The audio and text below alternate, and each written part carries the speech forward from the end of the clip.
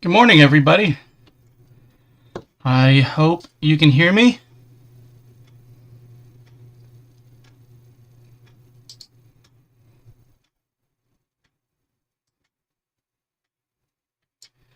Looks like there's quite a delay again. I think like over 10 seconds.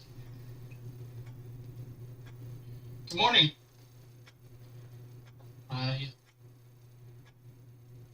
Good, I think we're live.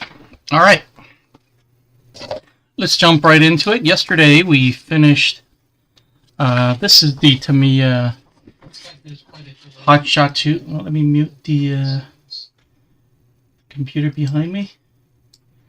Yeah, there's quite a delay, maybe even 15 seconds.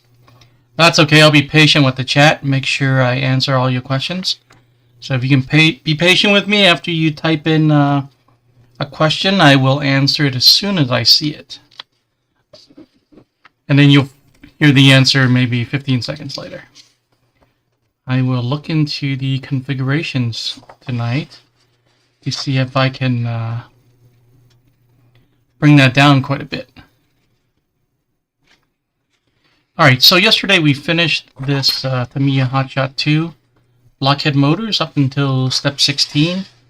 And this morning we're going to continue, but we're not going to start at step 17. We're actually going to jump ahead to step 24 and work on 24, 25, 26. And the reason is, after you build the dampers and pour the oil in, you're supposed to wait 20 minutes for the air bubbles to escape. At least that's been my my way of doing it in the past. So that's what we're going to do. We're just going to build this ahead of time, pour the oil into the dampers, and then we'll head back to step 17. And then by the time we get to over here, I think at least 20 minutes have passed. Okay, so let's do that. If you have an opinion on the poll, and I already see one person voted for a non-Tamiya touring car. I have something in mind already, and I'm hoping it arrives soon, but I believe it should. The next 3-day weekend is the, well, at least here in the United States, is the Juneteenth holiday. That is a new holiday for us here. It is, I believe this year is going to be on the 19th. I think 19th in June is going to be on a Monday. I will just double check. Yes. And I think you can Google Juneteenth yourself. I think that better than what I can explain. And its history and when we started celebrating it. I think it's only been a couple years. Alright, so of course before I started, everything was right in front of me, and then after I start the stream, everything's done. There we go. And this kit only has 3 dampers, by the way. The front has 1 lay-down damper.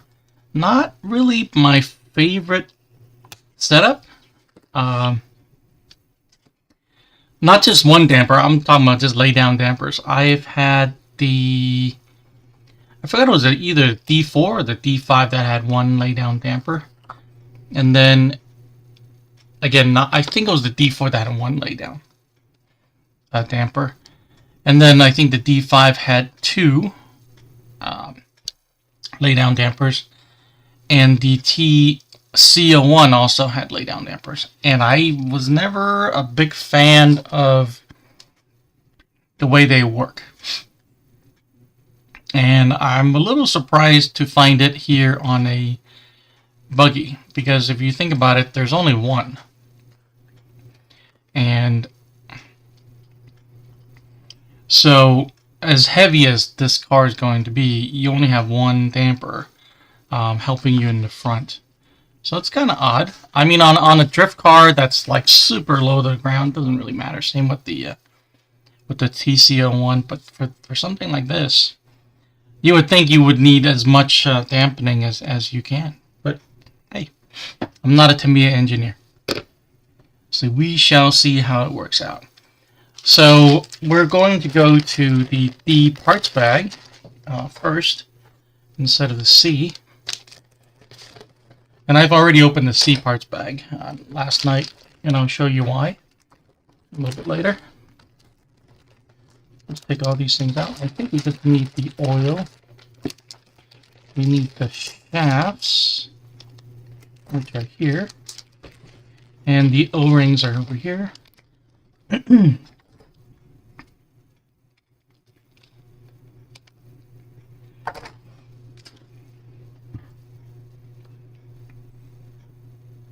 If you're watching this morning, you want to say hi, feel free to type in the comment. And make sure you vote on the poll.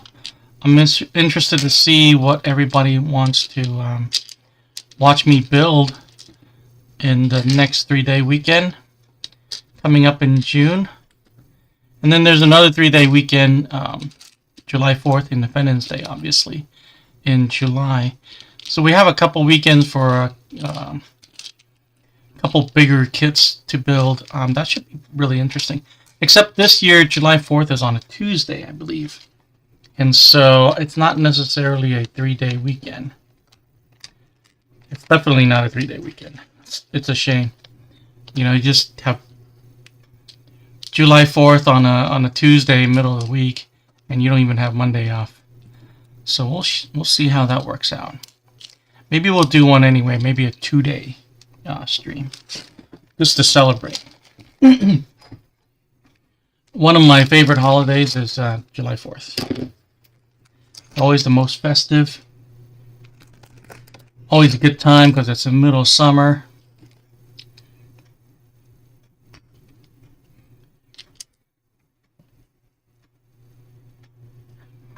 Okay, so we're just going to put a couple O-rings in here, and we're supposed to, if I was building another kit, a race car that I'm pretty sure I'm going to drive, I would actually dunk these O-rings in the green slime. But since I have a feeling this car is going to be lightly used, I will just do what the instructions say.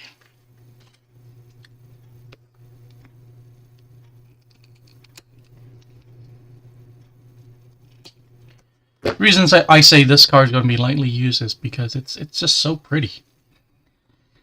You know, the way it looks, you know, the livery, and just the size of this car. It's I need to compare this to maybe the TTO2 B. I'm sure it's going to be much heavier than that, but yeah, it's going to be interesting to see how big this thing actually is. Because when you see it in the box, you know, it's a Tamiya Buggy is a Tamiya Buggy. But when I built this and I saw how long the wheelbase is and just how beefy everything is, and I was kind of surprised. So we'll see. It's been a very interesting build so far. It's just been kind of fun to work on this. So I have my shock stand today, and that works. So let's use that.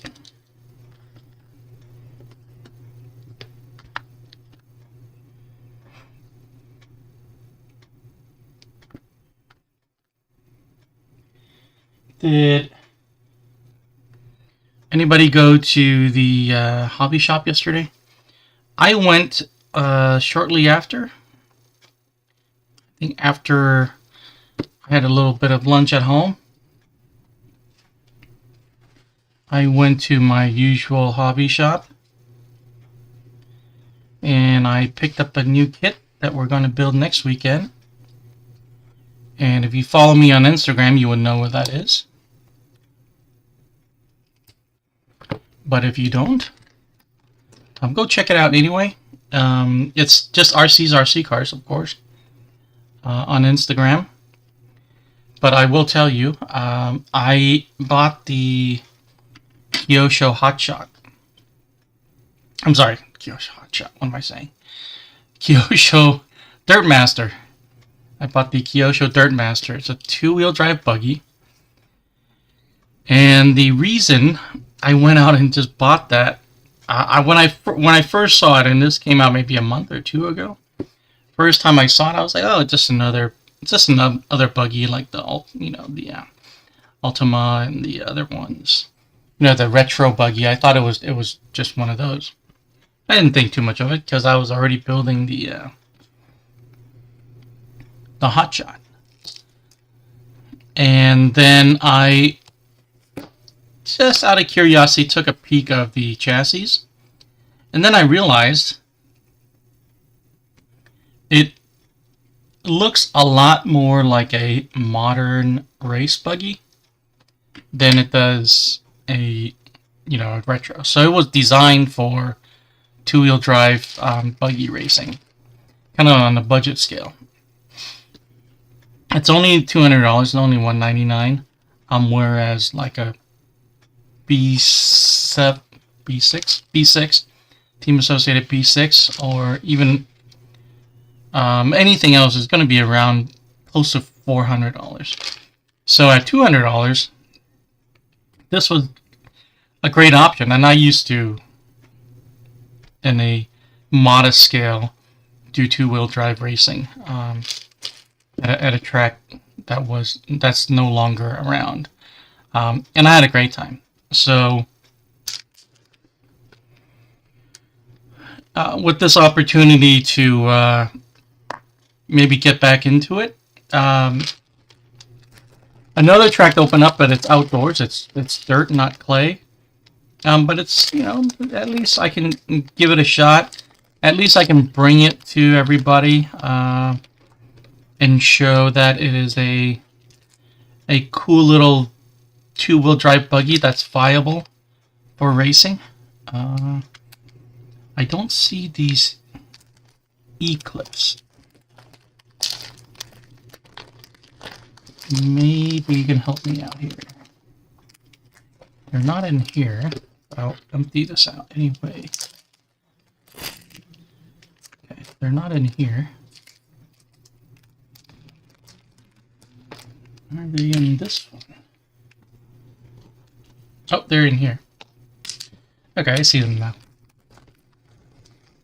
They're kind of on the bottom of this one. Of course, they're super tiny. And very thin also. Easy to miss. I'm gonna let that one fall through. Okay. I think I need about 6 of these. So 1, 2, 3, 4, 5. And 6 is over here. And no spares. So I need to be really careful. I'm sure I have some in my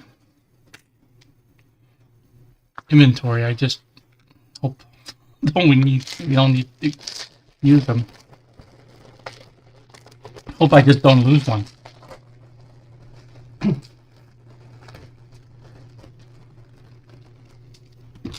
Alright, so, and it's using, are there different sizes? Yeah, there's 3 different holes, pistons. But I'll just start with the 3. Is that a 2 or 3? That's a 3. And we need to make some adjustments later. We'll do that. But again, this is most likely just going to be a shelf queen car. So far, everything I've built in the last year, I think, has been a shelf queen. So it just don't get out much.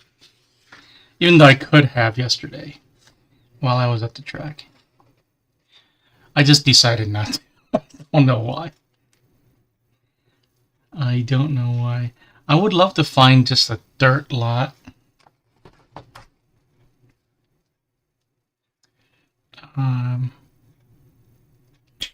And have that as as, you know, just a testing ground for off-road cars. I wish that was the case. Okay, I'm going to tell you partly I don't like kind of going to, you know, the track, especially on a Saturday, is because of some of the people at the track. And not so much as a, you know, I have any nemesis over there, any people that I am in a feud with or anything like that. I think it's just the clientele. You know, it's an outdoor pitting area, and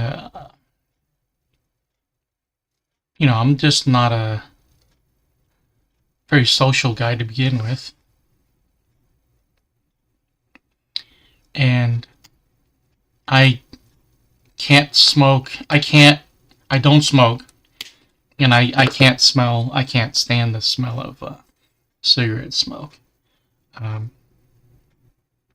So often it's kind of difficult for me to just sit there and have somebody puff right next to me.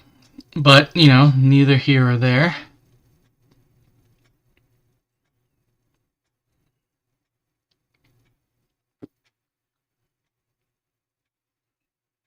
If I were to run a track, I would run it differently. But then, if I ran that track the way I would run it, I would probably lose all the clientele. I would probably lose everybody. And I'm always surprised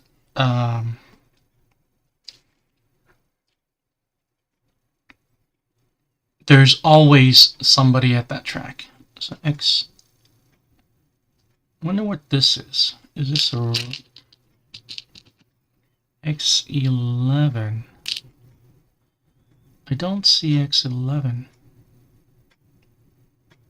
Oh, here it is. Jeez. Wow. Could have easily missed that.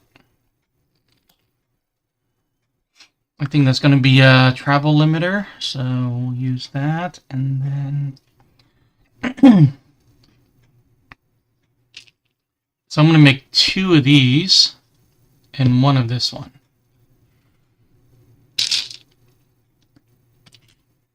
Let me just make sure the shafts are all the same. I think they're all the same. Yeah, pretty sure they're all the same. No. MD8, MD... Okay, it is. It is the same. Okay. Phew. Alright, so let's do 2 of these first. And these are going to be X11. And then X1 is the shorter ones. This one.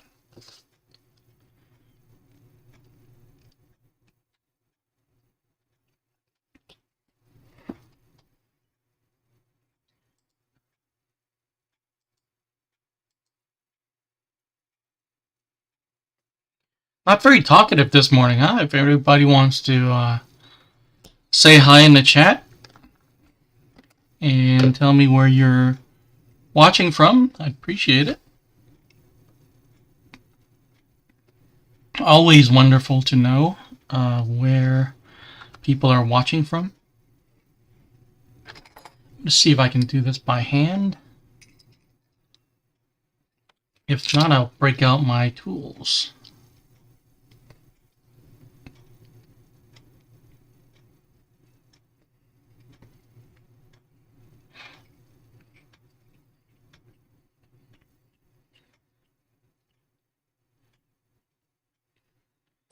I will need to use my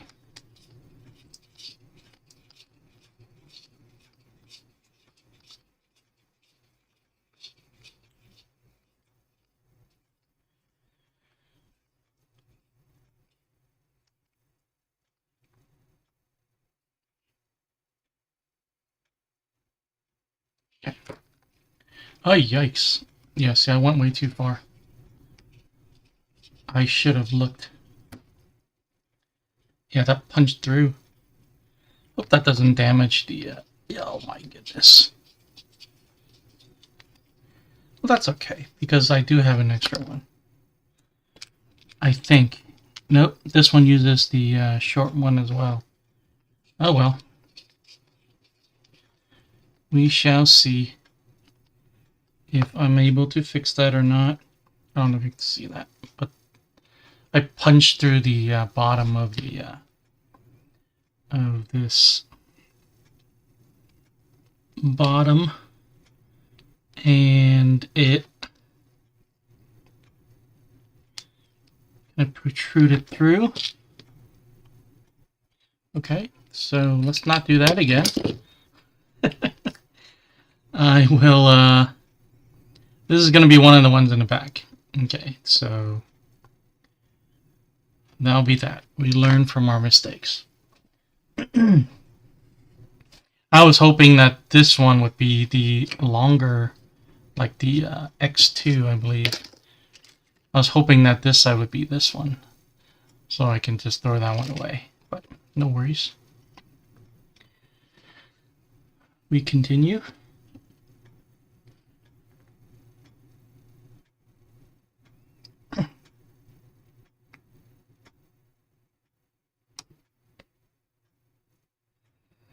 Alrighty. How's everybody's Sunday so far?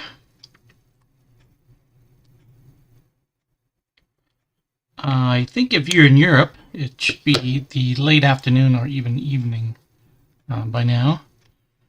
And so I hope you had a good day. I hope you are about to sit down to a great Sunday supper.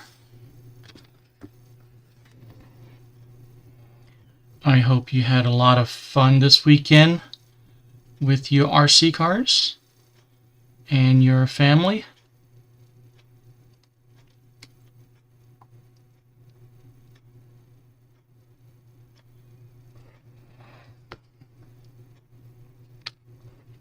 Hey, I appreciate you guys clicking the like button. It really helps me spread the stream to more people. So thank you for hitting that.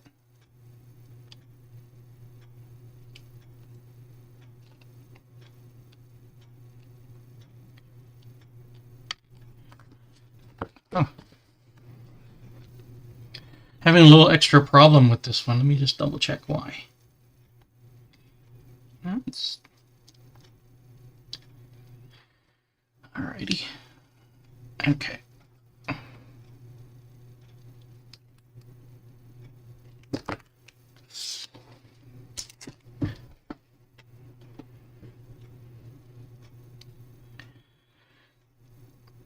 Yes, so we're starting at step 24 to get to the point where I can fill these dampers with oil and then go back to the electronics. So that's what we're doing right now. If I can put this E-clip onto this darn damper. If I can't do it, we're just gonna have to end the stream early. Go take a break. Let me try from the top. Let me try from this side.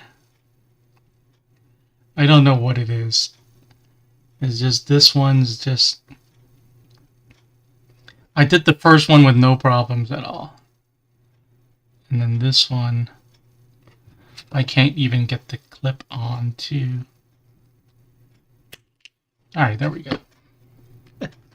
It was just the way I was holding the shaft. Okay. I don't know how many of these I have. Oh, this is soft. Huh. I have quite a few of these bottles. And I think this is the only soft one that I have. I have a few of them that are just not labeled, but it just says Tamiya damper oil. It didn't say soft or anything. We shall see. Okay, so we need that limiter. We need this and that.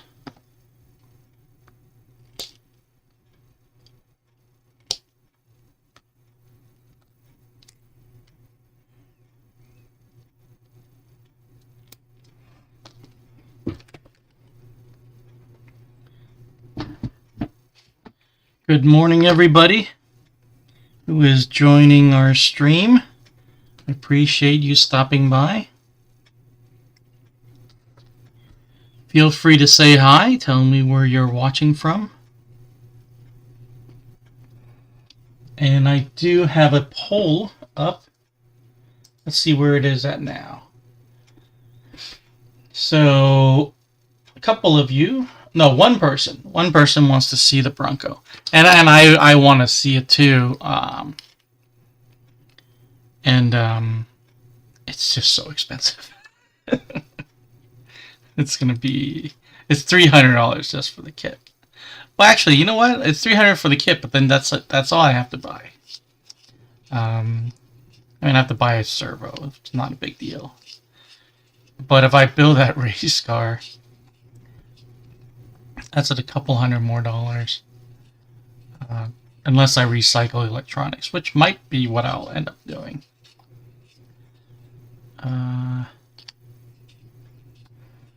So it is Memorial Day weekend here, and there are quite a few sales going on at several online retailers. I don't know if you know that. Hey, Roach, how are you? I'm familiar with your channel. Roach? Not super familiar, like I've watched every single one of your videos, but I noticed that you live streamed the other day, which is awesome. What am I doing here? This works. Okay.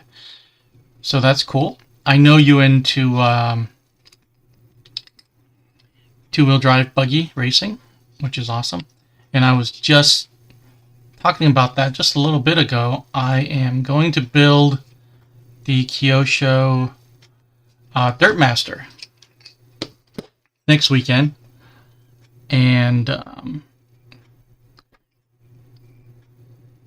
it is going to be kind of my two-wheel drive buggy kit for now. It's going to be super budget. I don't know how to get these the same length.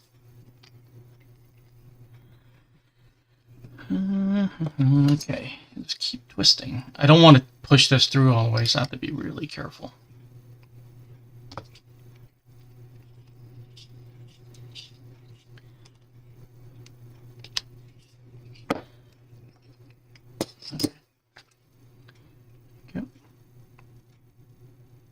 I think it'll be easier for me to just back this one out,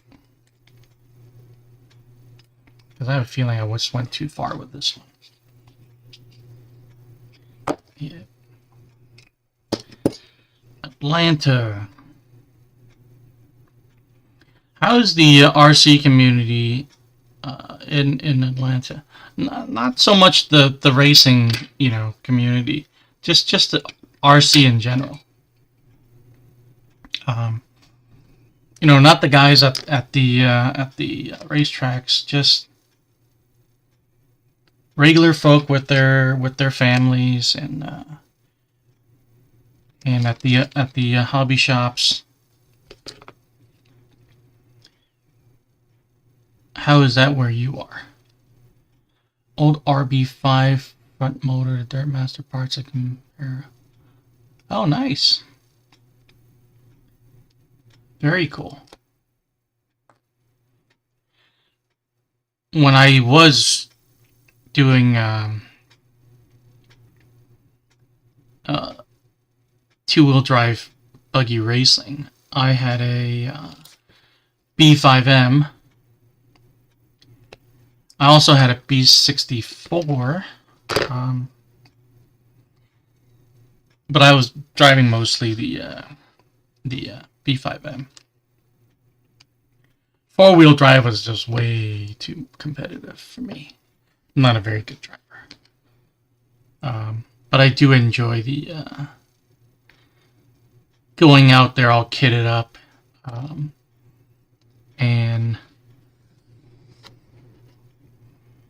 sitting there and charging a battery and wrenching on the car and then jumping on the driver's stand. I enjoyed all that.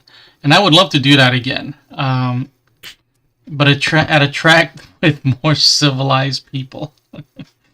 My local hobby shop track there.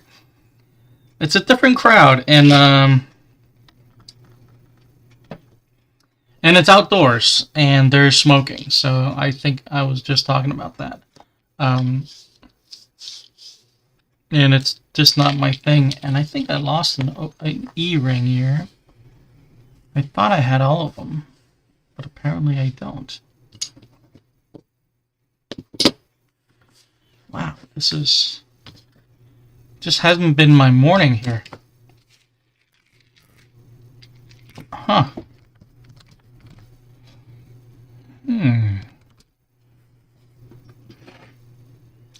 Drag racing's pretty big. Oh, cool.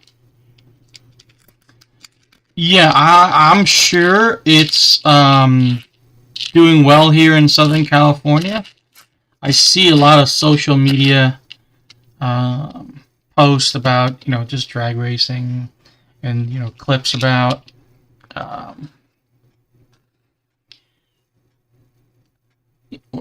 Southern California is full of just straight streets, I guess. Industrial areas is just everywhere, and we have sunny weather all year round. Most of the year. And yeah, I think it's pretty big here too. I just never come upon it. I've never ran into anybody.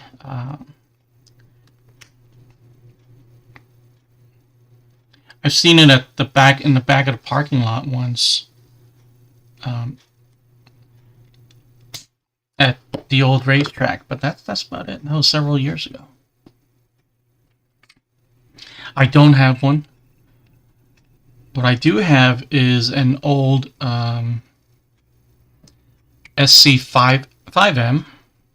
Racing is huge. Oh, nice. That I could, I guess, with the right parts, convert that into a drag car.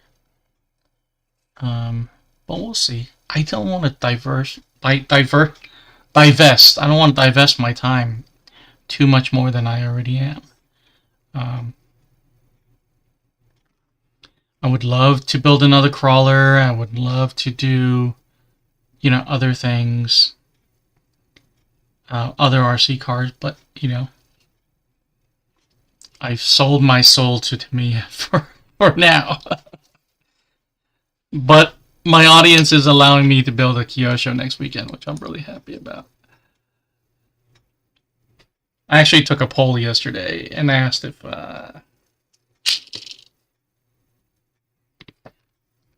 my audience would have a problem with me building a Kyosho next week. Thankfully, they did not. But I will build a... I will build the CCO2 Bronco. I already looked at it yesterday. They have the pre-painted Bronco at my local hobby shop, and that would be the one I want. If I can skip one step, hallelujah. Painting is not my thing. Oh, crap. Built this one wrong. Just too much talking. Okay. So this one I have to take apart, because that limiter is actually inside. Still made racing kits outside of Japan. Yeah, you talk about the like the TA08s and stuff like that. Or are you talking about off-road? Damn, this piston is loose. Huh. Well, these aren't... I mean, I wasn't expecting super great quality shocks, but... Huh.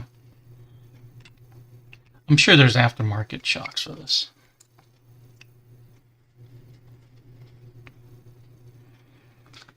I have the... Oh, okay. Okay. Yeah, so I have a ridiculous delay on this chat for some reason. I probably didn't click a certain setting, and the delay is probably maybe like 15 seconds. So as soon as I see it, I will answer you, but it might take a little bit of time for you to see my reaction. So appreciate the I forgot the O-ring. Okay, so it's the same O-ring. Alrighty.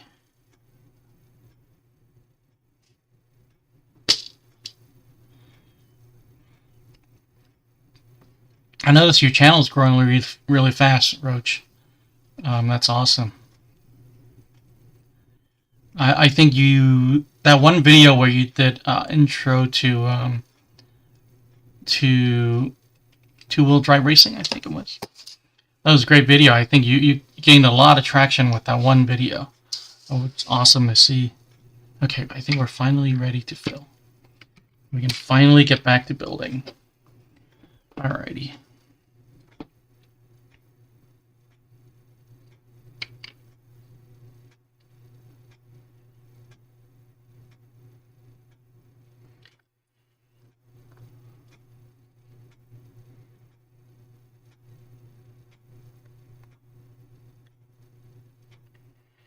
Do you do any touring car racing at all, Roach?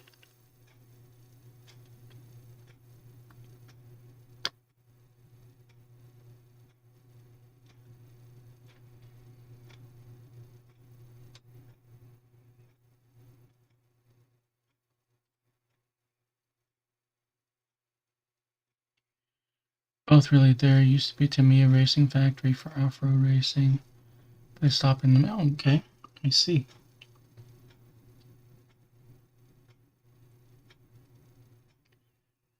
So you're a long-time Tamiya fan. That's awesome.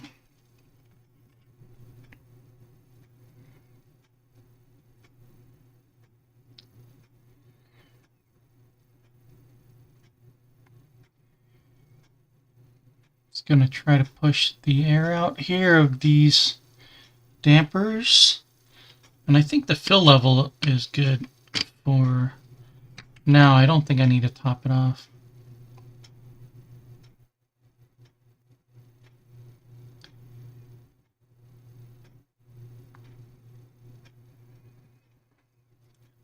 You seem like you were a young man to me. I'm surprised you've in the mid 2010s. Okay, that was only a few years ago. I'm thinking maybe it was like the 2000s, like over 10 years ago. Well, it actually has been 10 years. Oh my goodness, 20 years ago. Wow, time flies, huh? Only on-road touring car track near me was 3 hours. Ah, okay. That will do it. Did I not fill this one?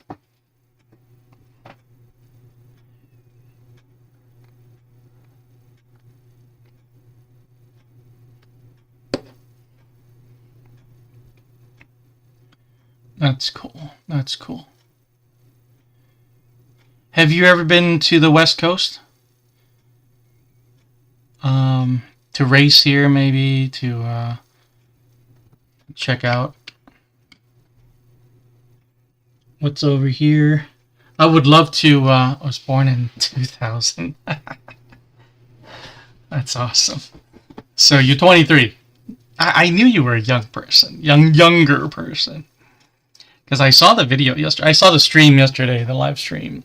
I didn't watch the whole thing. And I was like, oh, okay. So, it's a younger person. I'm old. You know, so I'm middle-aged, so everybody's younger than me. It's great to see, you know, somebody younger get into the hobby, and that's a lot of time. That's who's going to be dictating the hobby in the future, and I'm happy to see more and more young people. And part of the goal of my channel is to just share with, you know, whoever cares to watch this hobby and how easy it is to get into it. You know, the barrier to entry shouldn't be a knowledge gap. I mean, it's always a financial barrier, right? Because, you know, every hobby is expensive. Never mind RC. Try to get into, say, guns or golf, ham radio. Really doesn't matter what hobby you want to get into. It's all expensive. It's just how organized the hobby is and how the community presents itself. And the cool thing about RC is that RC cars is that there's something for everybody, right? You got the bashers. You know, the Traxxas does a great job doing Arma. Do a great job of making those cars. You got on-road racing. You got off-road racing. You got 8 scale. You got crawler. You got you know, drag cars. There's oval racing. I mean, there's so many things. I'll visit my sister for a week. RC racing was a thing, yeah. If you go back to San Francisco right now, I don't think you would recognize it. You can probably ask your sister, probably know. I mean, probably tell you how much San Francisco has changed. I used to drive to Northern California to visit a friend at Cal Berkeley, and it was okay back then. You would see like 1 or 2 homeless people, and they're just minding their own business, going about their way. But now, I don't think you can walk down any street. Oh, and San Francisco was very pleasant back then. You know, you can just drive anywhere and go to the mall, and just like any other big city, go have a nice meal. It was very. I loved San Francisco back in that time. At that time. But, you know, there's always a rivalry with, you know, Southern California. Not always super fond of NorCal people, but it's a totally different mentality. But the city itself was beautiful back then. But now I don't think it's just not worth going there now. I don't think. Maybe they'll clean it up one day. Okay, let's work on step 17. That got off track for a second there. Didn't mean to get into my my feelings about politics.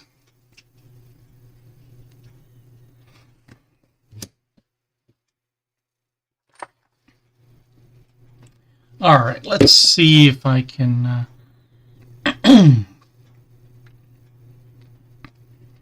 get this going here.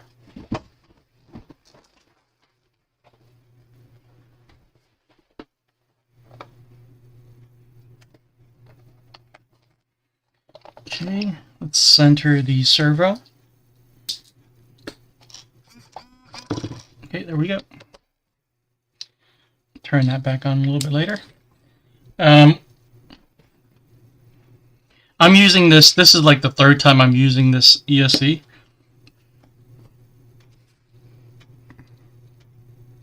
Because for the last 2 kits, there was a yep. It is again, so I'm glad I got this switch. Where does it mount to? Mount to the side of the chassis, which is cool. Notice the fly sky receiver to use. No, I just used the GT3B. I should invest in a better radio. But my thing is, I can create more content with a kit than I can with a radio. Even though I should invest in a radio for myself. And maybe that's something I would do. I especially want to do that for the Dirtmaster. I really want to take that Dirtmaster to a track and maybe do a little racing. That's why I got so excited about that car. Okay, so let's find this right here. The Servo Saver.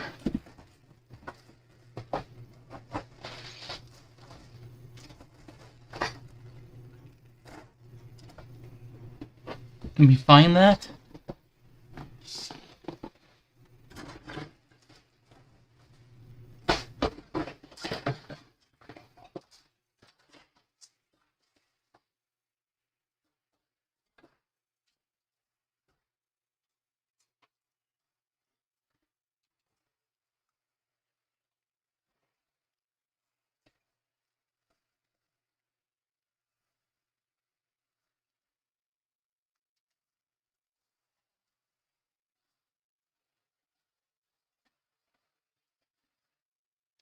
Is this it?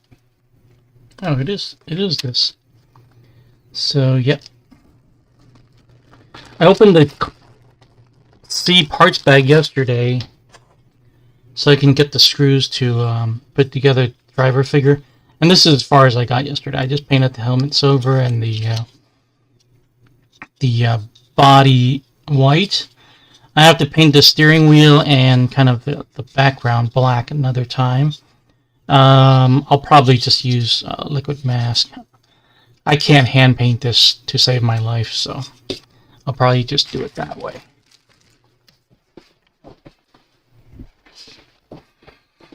Working on a budget video as well. Dirtmaster is one of my subjects. Oh, perfect! That'll be awesome. I have I don't know what electronics you're putting in there, but I took advantage of the Hobby Wing Memorial Day sale, and I bought the just a Just Stock 17.5 combo. You know, that's always my old standby. That was what I was using before. And I'm trying to decide on the servo. I want to use a low profile, but I also want to be budget friendly. But I also want a sturdy servo, because I don't know how many cheap servos I've broken on the track when I was racing. So I wanted to go to the R12, the Power HD R12. I put in the Type SRX. But I'm not sure. It's definitely fast enough. I'm not sure how sturdy it is. I think the case is plastic. So I'm looking for...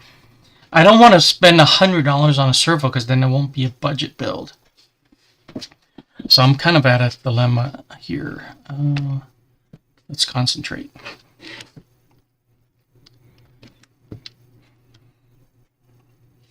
Yeah, I think the Dirtmaster would be a great... I didn't watch the video, but I saw Razor RC did a video yesterday on the Dirtmaster, which is cool. He's one of the channels that I kind of got me into, that kind of aspired me to start my own channel, and I pretty much have the same style as him in terms of just, you know, overhead tabletop, just the hands. Him and RC Networks, the two channels that I kind of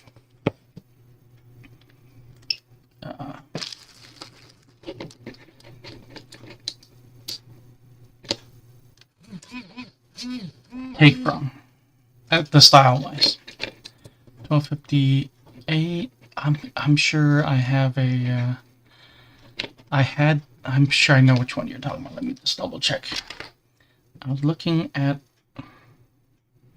Sandbox 258. Yeah. Yeah, I think I've had a couple of the Black Edition ones back in the day. Probably still have one in one of my cars. But yeah, for sure. But I want it The reason why I want to stay away from Sandbox is last week when I built the trike, I put a Sandbox in there, and it made that awful buzzing noise, and I remember why I went away from Sandbox in the first place. The great servos, like you said, they're budget, and they're all over the racing world.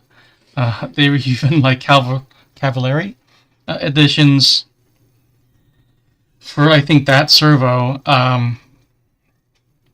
But I just have a leftover bad taste in my mouth for Sandbox. But, we'll see. I have had good experiences with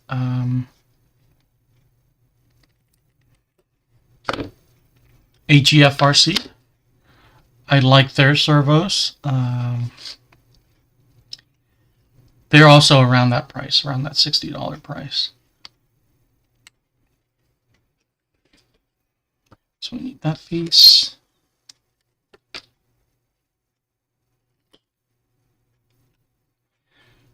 Hold on 1 second. I need to swap this out. I need to buy another tray because I'm always nowhere to put stuff. Okay. Alright.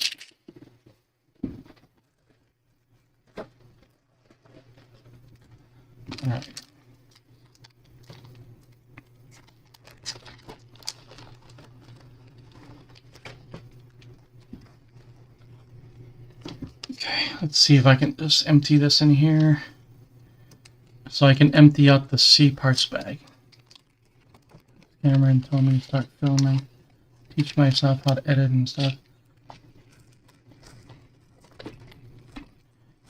Yeah, editing is very time consuming.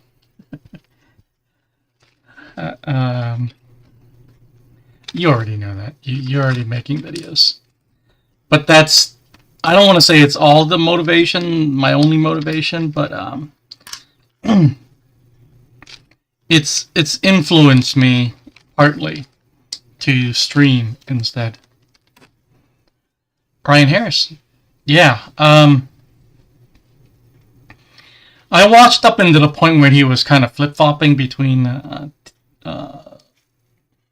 TLR and Team Associated. That's him, right? Guy with the kind of looks a little bit like Steph Curry. I understand exactly what you're saying. I used to watch a video how to break in a buggy wheel. I think he used like a a drill mounted, the wheel mounted onto a drill end, and just use sandpaper to break in the tire. And actually bought the adapter for 12mm hex. But I just can't find it now, but I have it somewhere. Let's put those two ball studs on.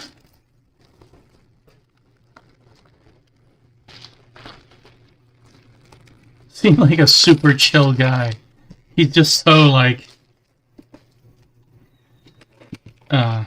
kick back on his videos.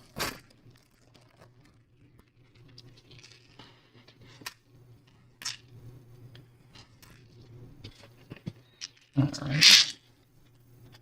That is trash. Still don't see the ball stud yet. Let's see. It should be these.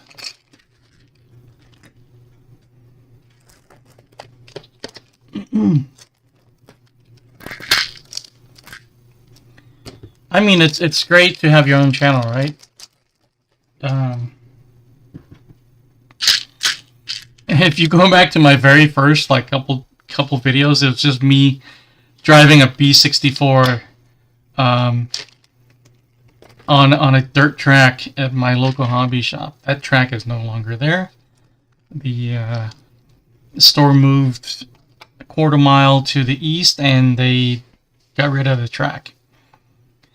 Let's see, this way.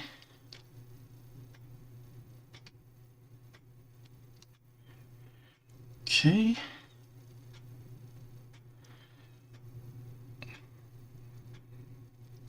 Yeah, the person who kind of taught me how to paint a RC car body was RC Networks.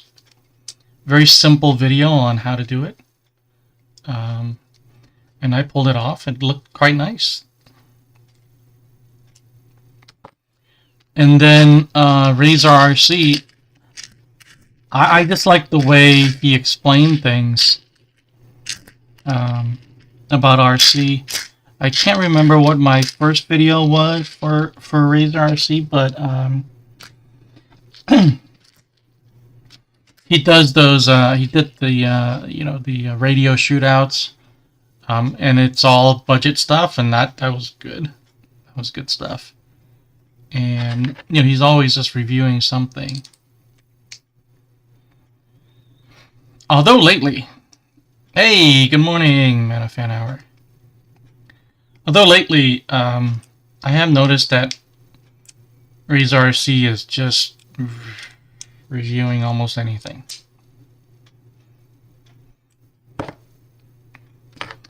And it's starting to feel a little commercial-like, in my opinion.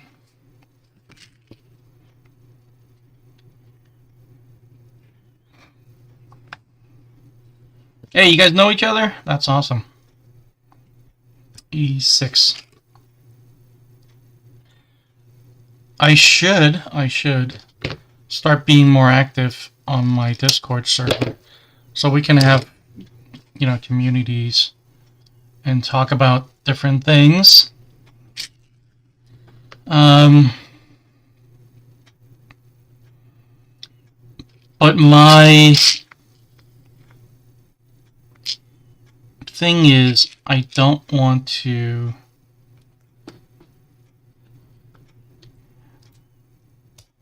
that's not it.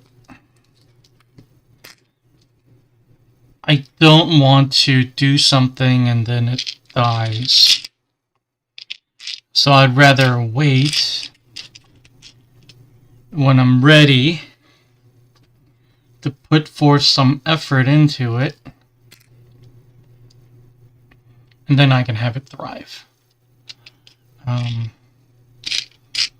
Because I think once you put it up and it kind of fails, it'll be hard to get people to come back. So I am still part of a I still participate in a Discord server, RC World. A very big community, very active. It's a great Discord server, and I'm happy just to be in it and just participate and answer any questions anybody has. And I keep just measuring the same screw. I'm guessing it can't be this one. Huh. What do you know? I do have Discord. It's on, I just don't use it. I'm not there. Oh, if you're talking about just connecting with me, yes. I will, it's not the same as my channel. I don't use the one from my channel to participate yet. I still use my personal one. So I'll reach out to you. Is your... I'll try to look it up. Or if you want to type it in the comment. Type your... or you can just email it to me. My email's in the About section. I'll look you up on Discord and connect with you there.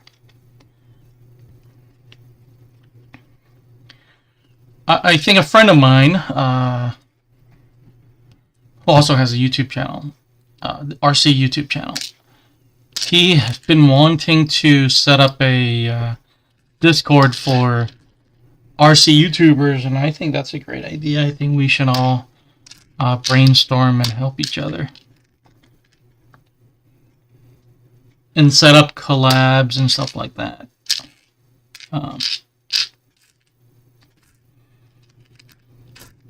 Awesome. Okay. I will look that up. Give me 1 second. This is taking forever. Because I keep thinking this one is too long compared to this. And I don't want to use the wrong screw. Because then I'll be short one screw. Oh, whatever. Let's just use this one. Oh, it's too short.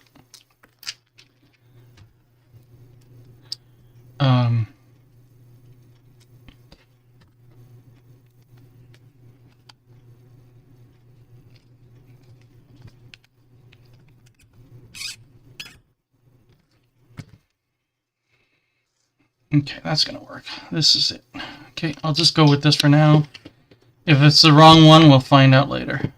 So let me make sure it's still straight.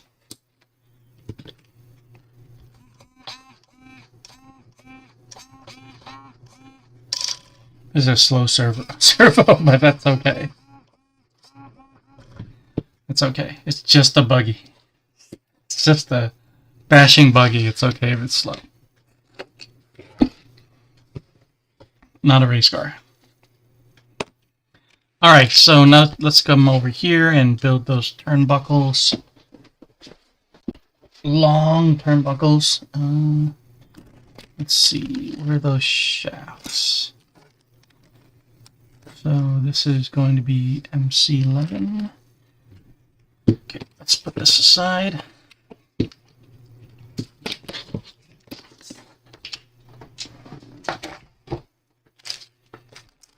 that's the parts bag, so it should be these right here. Slowest servo. It is. I didn't know it was that slow. I think it's like 0.14, 0.15 seconds. It is what it is. It's a $30 servo, maybe even like $25. It's a Reedy. It's an RTR servo, basically. You know, but that's what I have lying around. I don't want to put in a. Low-profile servo into this car. I do have other ones, probably faster, but again, this is probably just going to sit on my shelf. Where are those rod ends? What is this? What are these MC? Oh, they're here. Oh, shh. I need to get my eyes checked. Okay, there we go.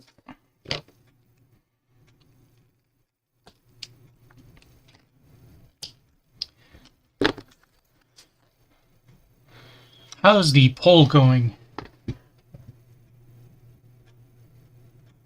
CCO2 Bronco, huh? Okay. Yeah, that's... We were just talking about that, you know.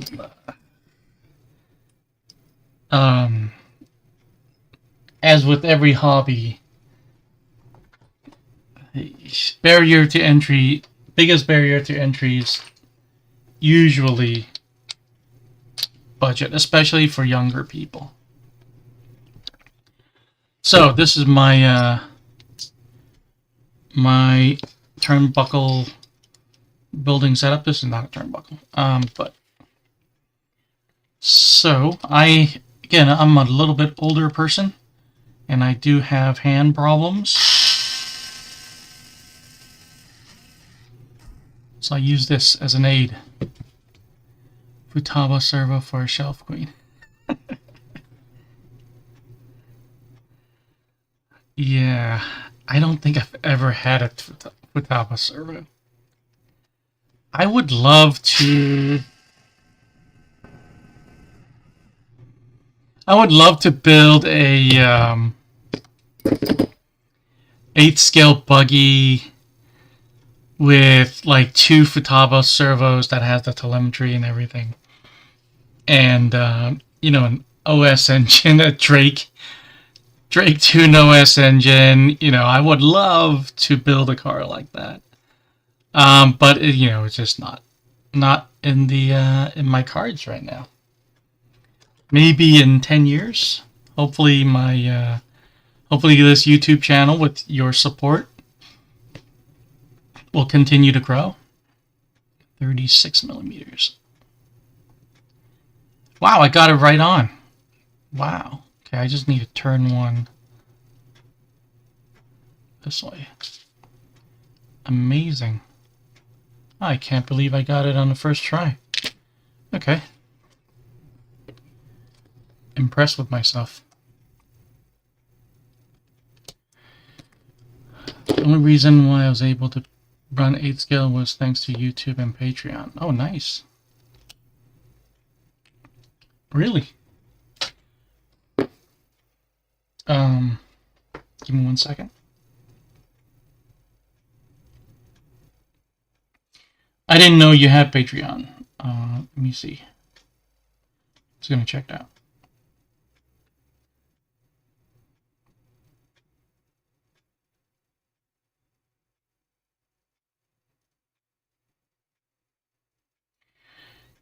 Yeah, 8 scale.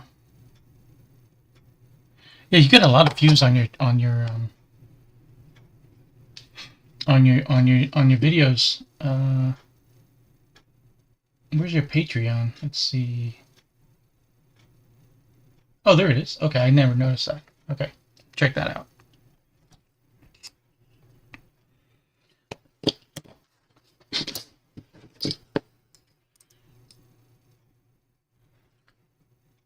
I've hesitated to start membership on this channel because I don't want to commit myself to coming up with content for members. You know,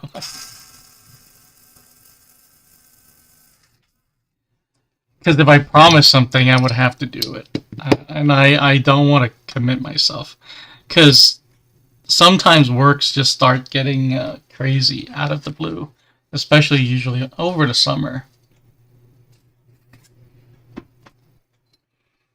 It can get busy like in a blink of an eye, so I hesitate to do that. 57.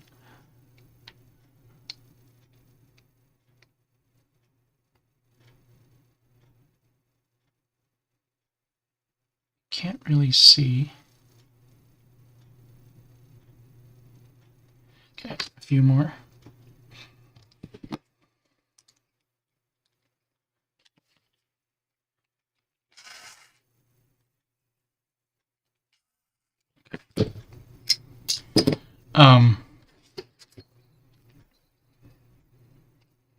Yeah, still in school, huh?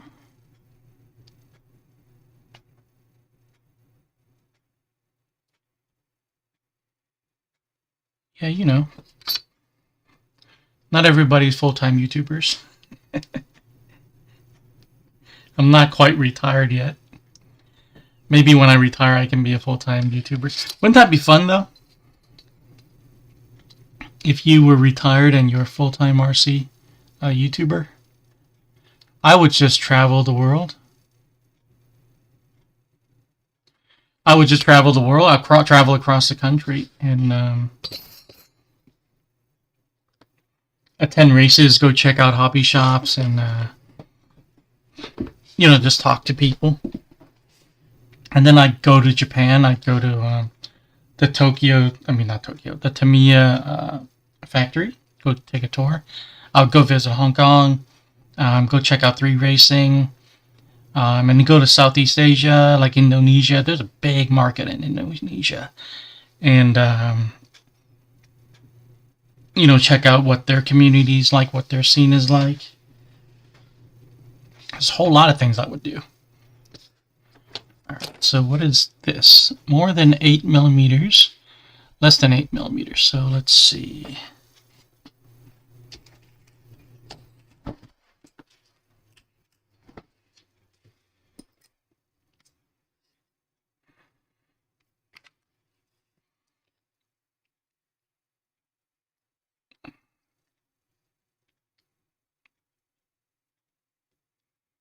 I'm going to say it's just a little bit less than 8 millimeters. So, this is E4, right? Should be these two right here. Sent you a friend request on Discord. Cool. It's not going to be that one, but I'll accept that one, and I'll send you my personal one. Actually, you know what? I'll just do that right now. Live on stream.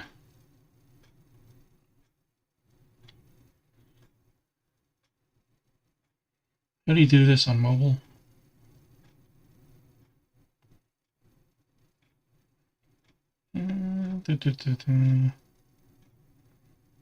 No. Okay, I don't know how this works. Oh, enter username. Let's see. Roach RC.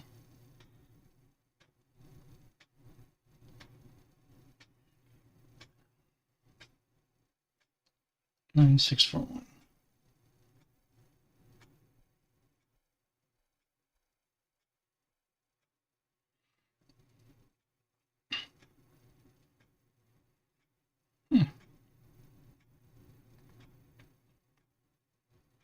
If you're watching this as a VOD, I'm sorry. I'm trying to connect with a friend, a fellow YouTuber. So if you're watching me having to do this, just bear with me. I sent a friend request. That is my personal Discord. That's the one where you will find me. The RC's RC card ones, I don't even log in very often. Let's see.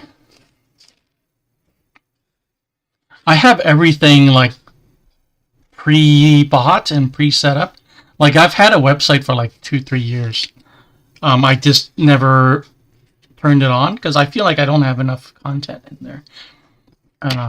You know, I wrote a few articles in the beginning, and I just couldn't populate it enough to. It's the other way. It is this way, I think. This drawing is kind of whack. Okay. It is this way. Okay. Because mine is 8 millimeters or less. Hold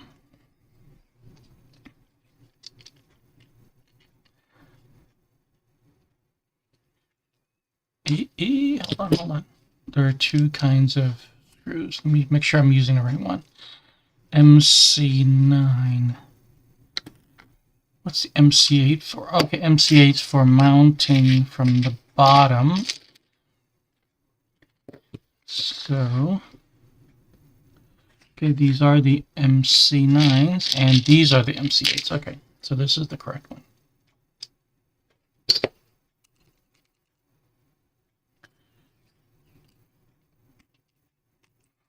So the, like I was talking about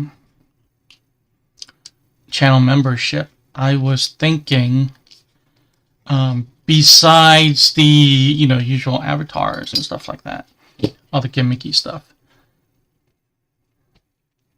I was going to go back and edit all of the live streams into a more succinct format on how to build these cars. Obviously, I wouldn't. They're okay. Tamiya kits are okay. They're certainly well made. You're not going to have anything like misaligned or anything like that.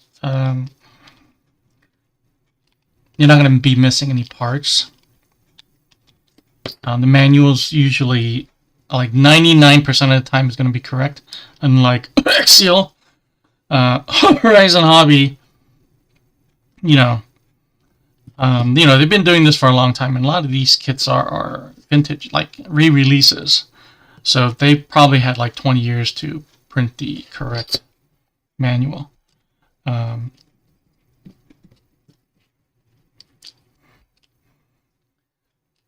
So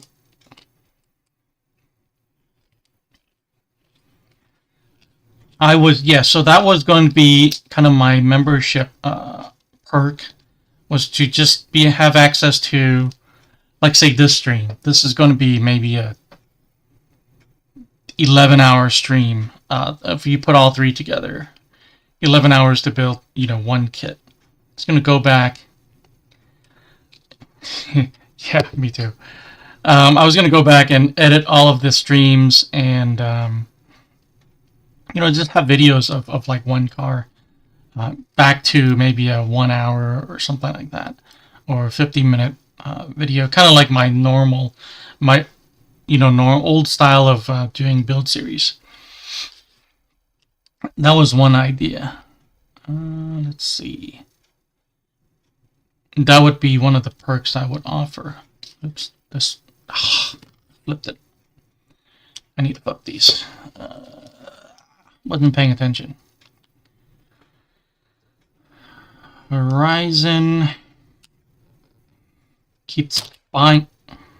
They keep buying everybody, and you have fewer and fewer choices.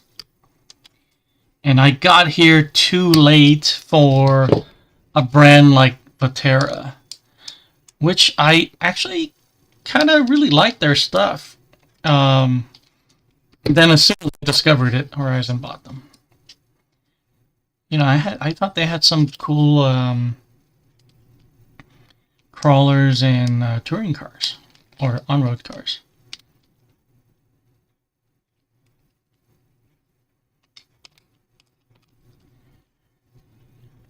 And I think the beginning of the end for me was Axial. When Horizon bought Axial, I was like, oh man. Well, there goes the neighborhood. Because no more free thinking.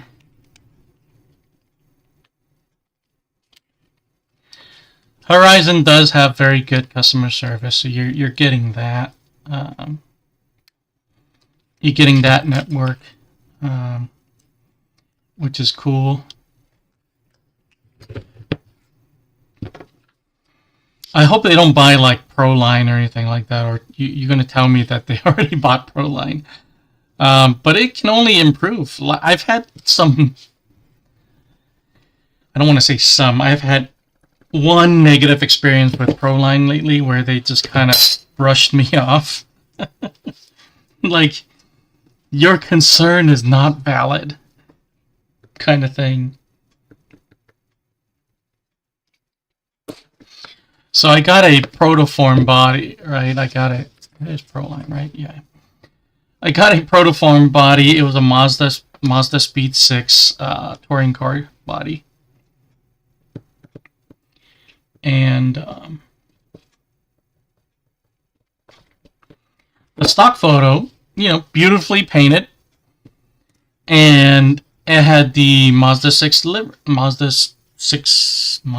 6 livery.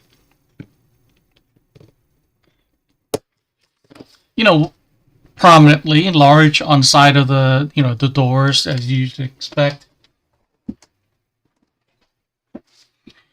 A large Mazda emblem on the roof, just pretty decent. I wasn't expecting anything with the paint job, obviously, right? Because the paint job was like diamond shape, 3 colors. It was really cool. But at least I thought it would come with the Mazda 6 decals. It came with like 2, and they were like this big. And I contacted them. They were like, yeah. I was like, okay, I'm not buying protoform bodies again. They already bought Oh, no. Okay, well. I guess the end is already here. I was just saying now how Horizon had good customer service. But Proline doesn't. They will just brush you off and go, nah. All I wanted was an extra sheet of decal. Because the one sheet that comes with it has the Mazda Speed like this big. Didn't even have one the size of the door. I don't have one like this big.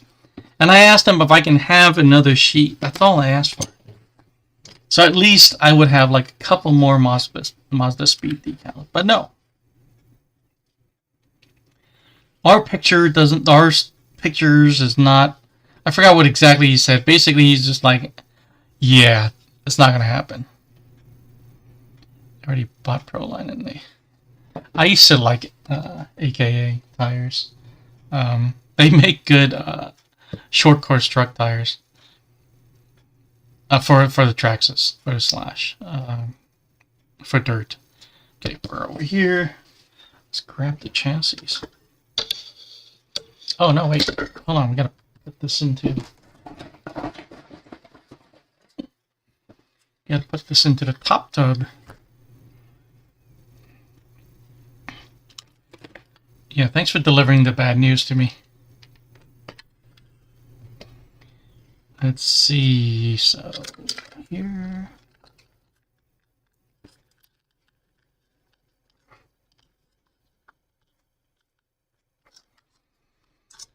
It's 8.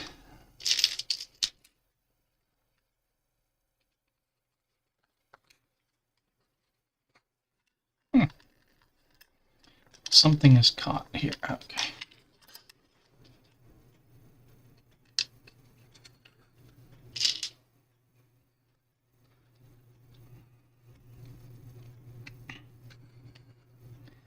When is the antitrust laws going to kick in for Horizon?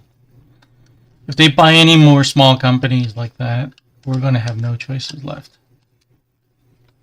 If they buy J Concept, we're going to have to put a stop to that. We're going to have to put a stop to it. Because then nobody would be making bodies and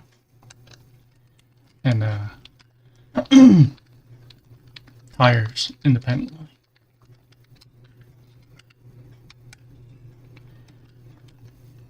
Oh, by the way, I didn't realize there was a pretty significant difference between kind of the plastic quality of a Tamiya body to a Proline body. I was surprised. Because I've been cutting Tamiya bodies, I don't know, the last 10 cars, and then I went to a Proline. And then I was like, wow, this is bad. This is not as good. I managed, but it was just kind of surprising. Thunder Tiger, I think. Okay. Tamiya being what it is makes it less appealing. Companies... Oh, Horizon can't afford Tamiya. I think Tamiya is bigger than Horizon. Tamiya's been around, I want to say since the late 60s, but let's just say the 70s. So how many years is that? 50 years?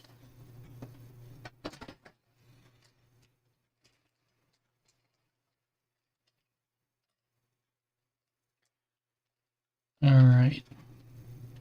Oh, okay. ESC and the receiver.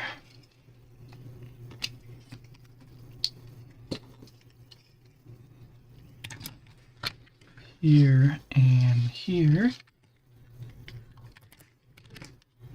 Okay. Piece of cake. Yeah. There's a kind of a dent there, a ditch there, and it's not wide enough for my receiver. But that's okay. No worries. We'll make it work. Thunder Tiger owns Associated. I thought Associated owned Associated. I didn't know that.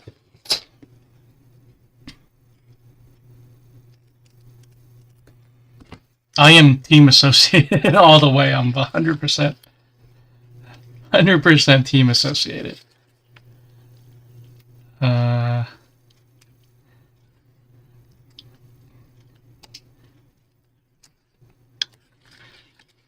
I am I just like their stuff.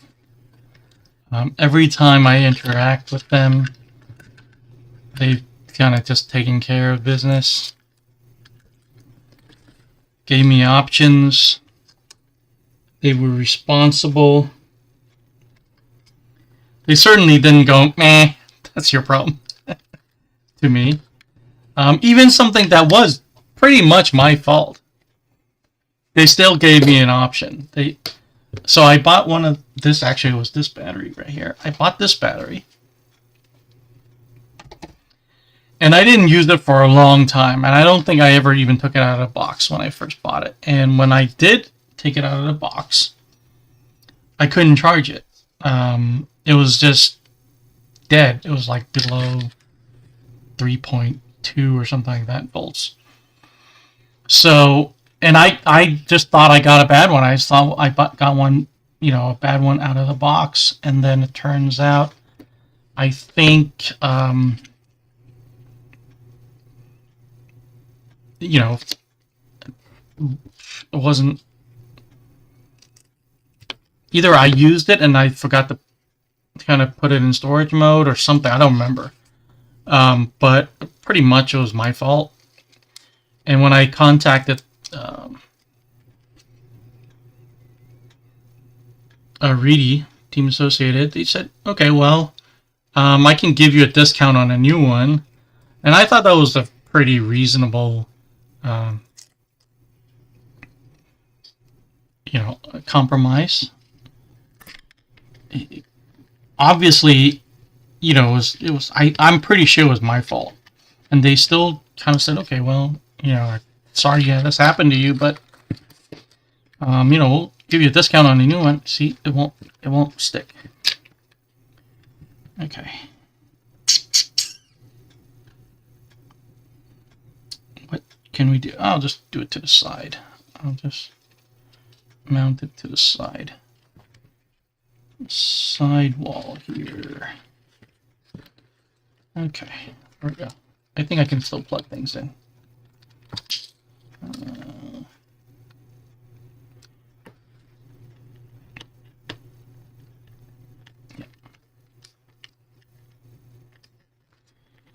I can still plug these in, no problems. Okay, there we go.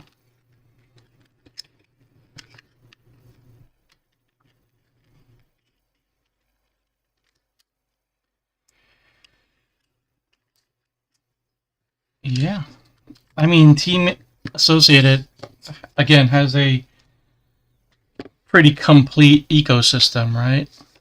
I wish they made they make touring cars again,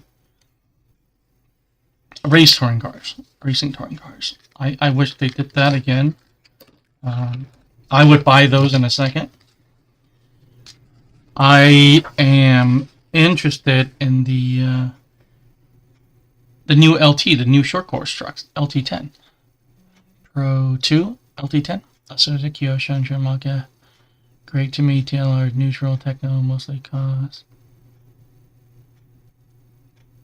of their fans. No.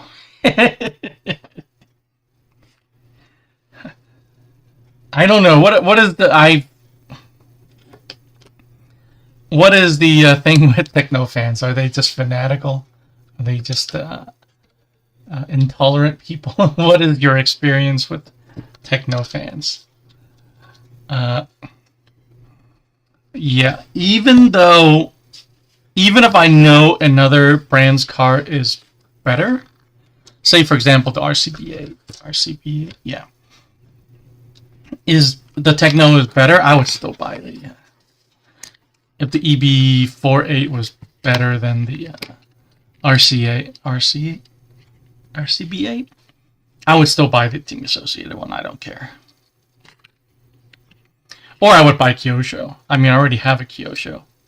I already have an MP9.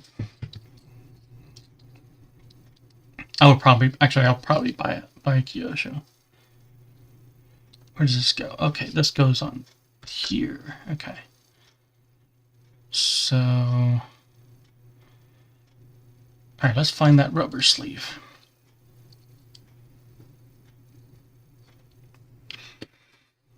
Okay, put the screwdriver away. Where is it? Here it is. I've never had a Schumacher. I don't know if I ever will.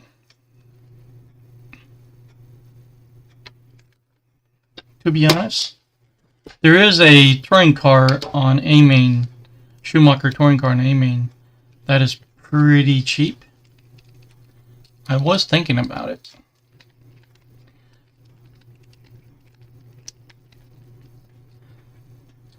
But most likely will not.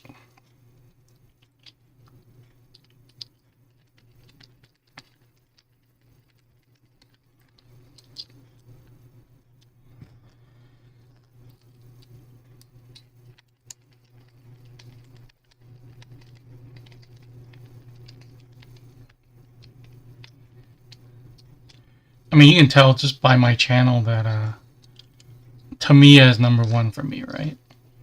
And then second is actually 3 Racing. I think I have pretty much all of the lower price 3 Racing kits built. D4, D5, XI Sport. I even have the S64 I haven't built yet. M4 Pro. I even built the crawler. Okay, where's this rubber thing from? Receiver switch. Where is this? Oh, here it is. With the zip ties. Fan groups on Facebook and West Movie.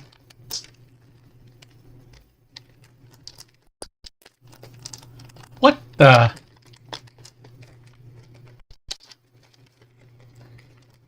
People, it's 2023. Are we still doing that? That's a shame, man. I'm sorry that happened. Oh, that was a okay. Okay, I see what you're saying. It's a fan thing, not okay. Oh man, that's terrible. What kind of video did you post? You know, actually, all Facebook groups have their problems.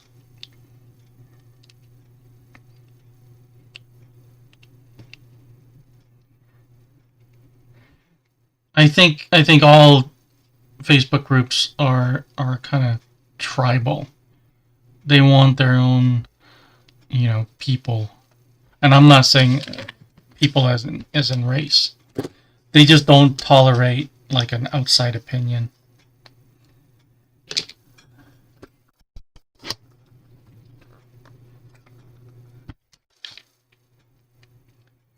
To explain. Oh, okay. Oh, that was a great video. Man, people are just idiots.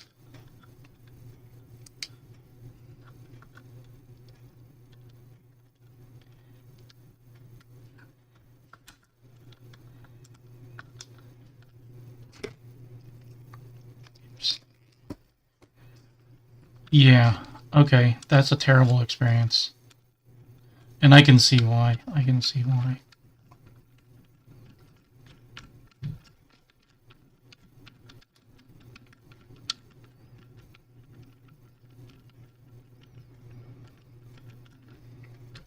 Did you guys watch that A-Main video on their second channel?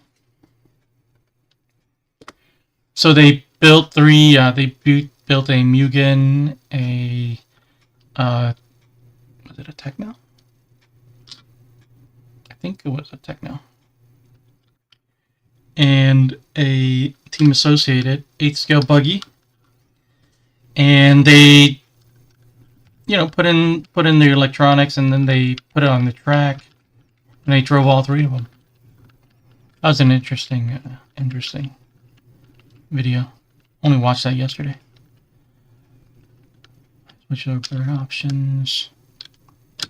Echo chamber mindset. People like they don't bother me. I met a few techno team drivers later on. Yeah, I mean, the team driver is usually the best ambassadors. I met Spencer Rifkin once, and he's a great guy. He is actually, in real life, as nice as he is. You know, he was in the middle of a race, you know, working on his car, and he still talked to me for a few minutes. But I guess that's his job. But he was still really nice about it. I never know which color is which, so I'm just going to... Actually, I can find out. Hold on. I do have everything here.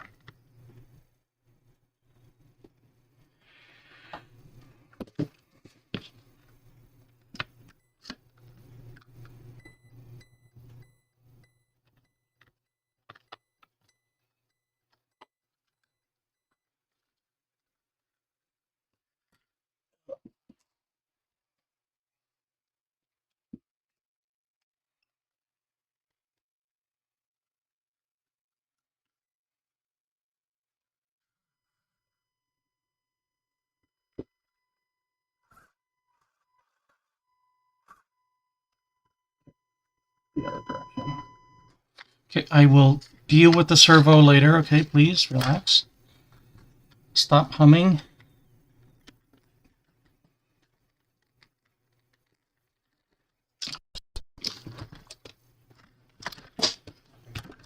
Oh, nice.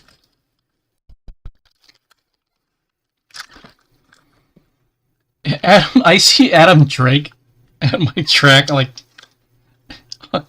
often. I won't say all the time, but he's there quite a few times when there's a race. And I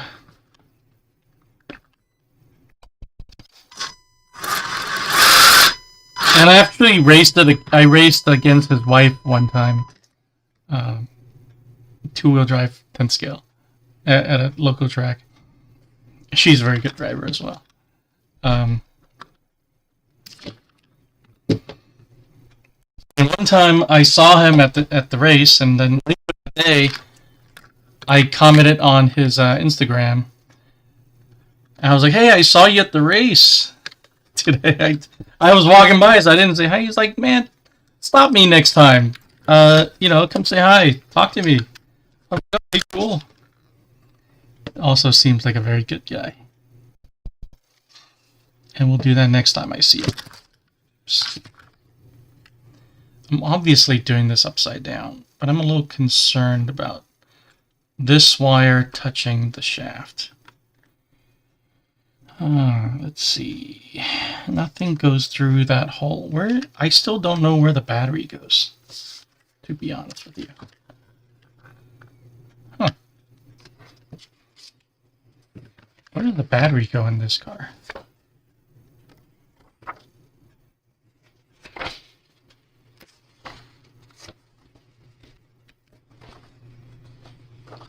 I don't see... Oh, hold on.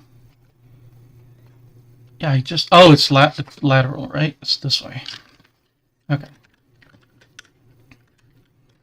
Alright, let's just shove everything in here and then figure it out later. So I'm guessing everything comes out the side here.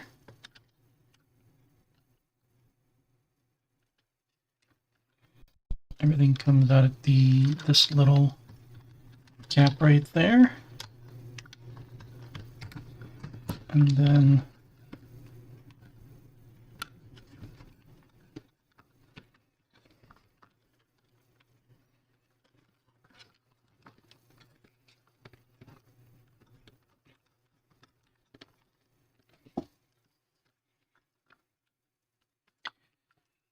I am not doing something correctly. Let's see. Alright, so is it farther back? Oh, way in the back, okay. Way back here, I think.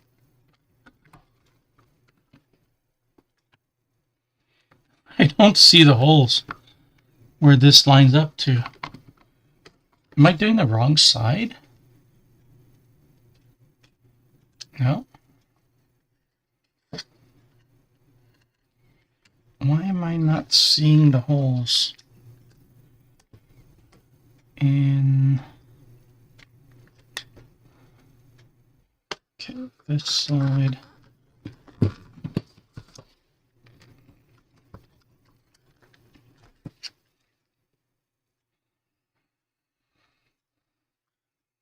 And this hole goes into this hole right here. Okay, let's line that up. Let's see if that works. Okay. I see them now.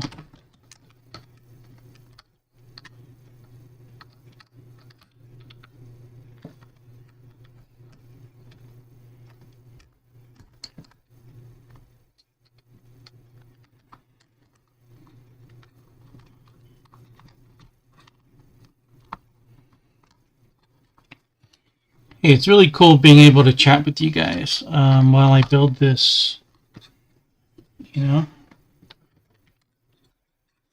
Okay,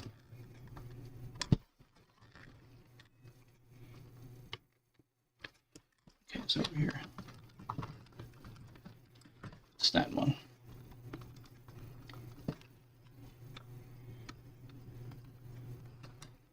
And this one. Okay.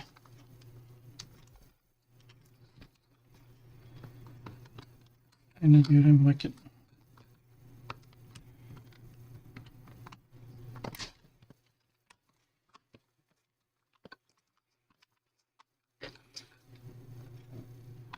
Man, this kit really is not for the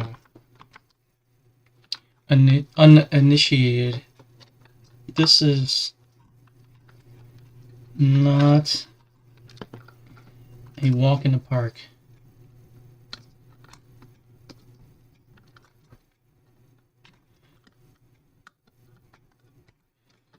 And I don't think it's just me.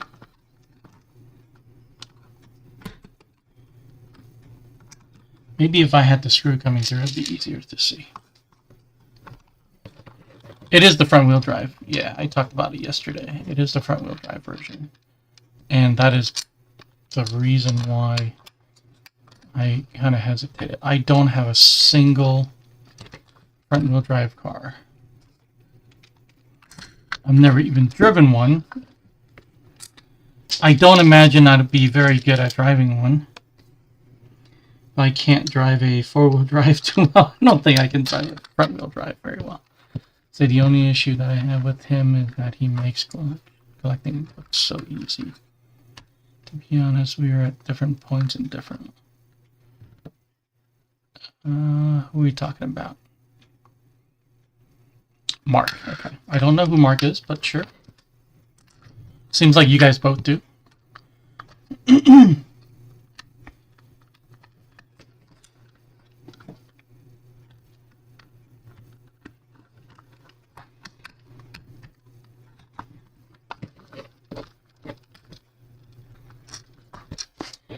Manafan Hour, do you have Discord? Maybe we can all connect.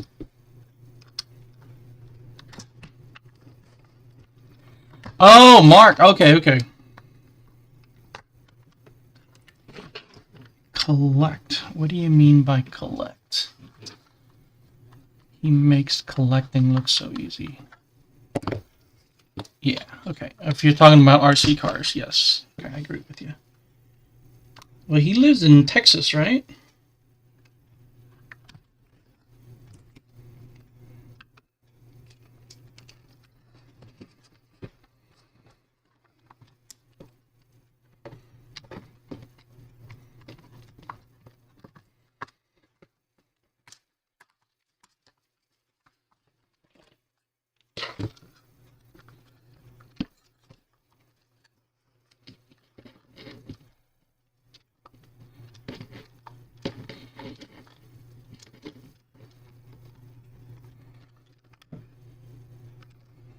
Okay, geez, finally. Okay, so I got those wires out. It's still kind of iffy. Like this side doesn't want to go down all the way. Let's see why.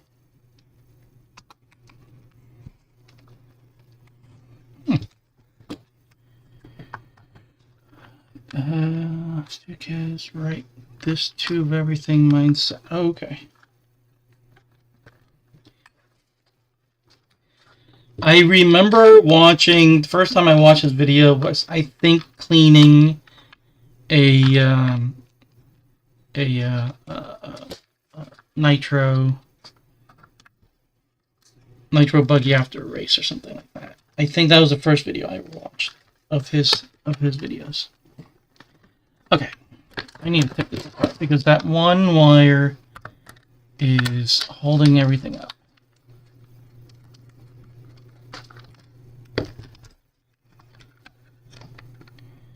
Okay, so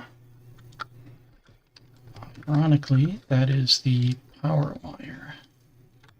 Okay, this wire, that was a switch wire. So this wire needs to go behind everything. Okay, there we go. Hopefully now it will get out of the way. This way? Yeah, this is.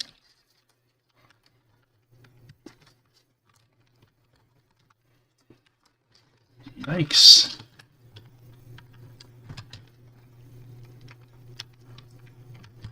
Just gonna shove that through there.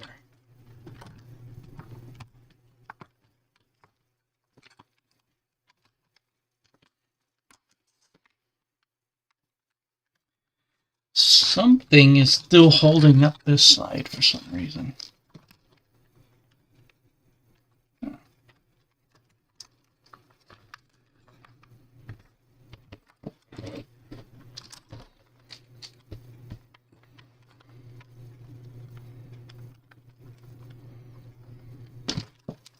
Like right here, it just will not go down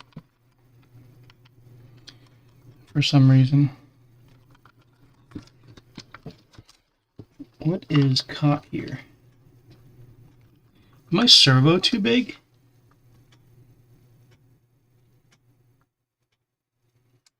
Uh-oh. Hold on a second.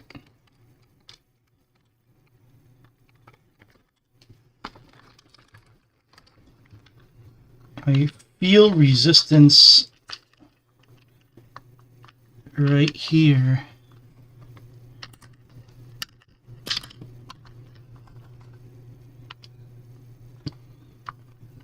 Yeah, if you do not have a wife, you are probably doing the right things. Huh.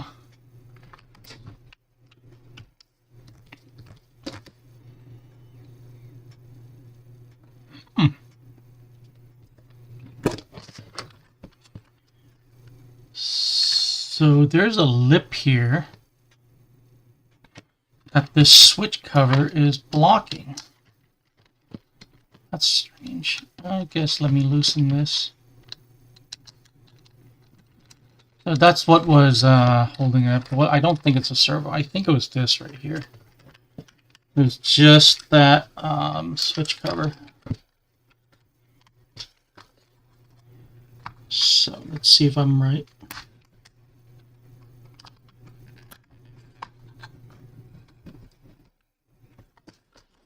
Let's see if I'm correct. Okay, let me just put that inside and see what happens.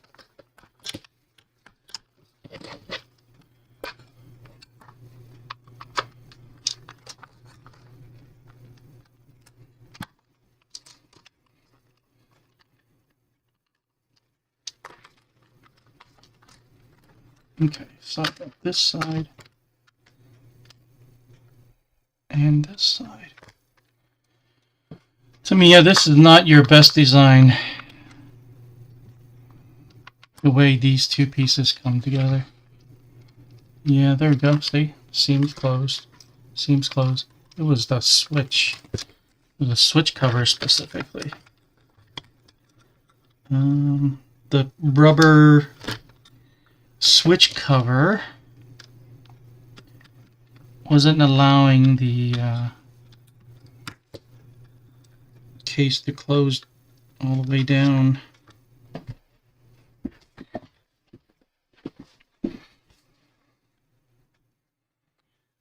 Let's see. I pick and choose mine.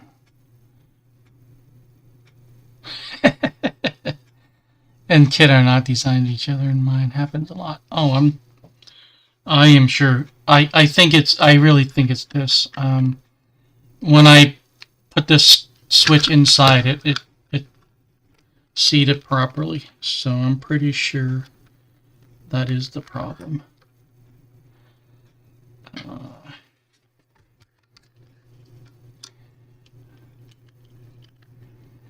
Need to hide this.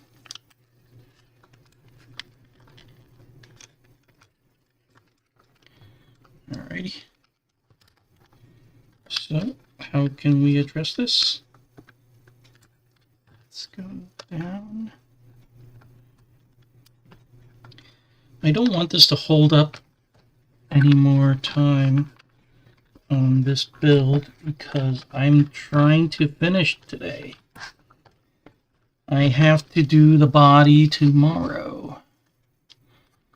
So please let me finish this. How about this? Let me just take this all the way out.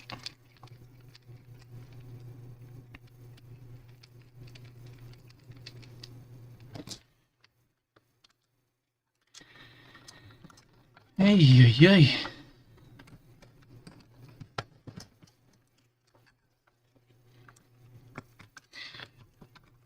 Thanks for hanging out with me this morning, by the way. Thanks for watching the stream, participating, chatting. I appreciate it.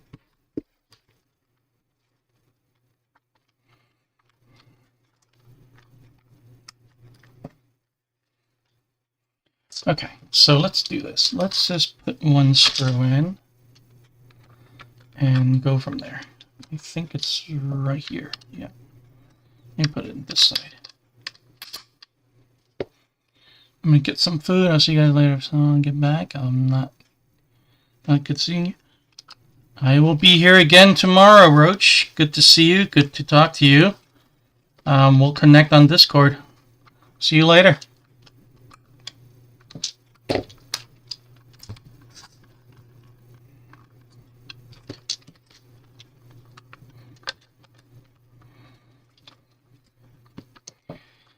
Oh, speaking of Facebook groups, and I have found that Reddit is about the same as Facebook. I'm not a big fan of Reddit either. It just seems like those guys are, like you said, it's just an echo chamber, and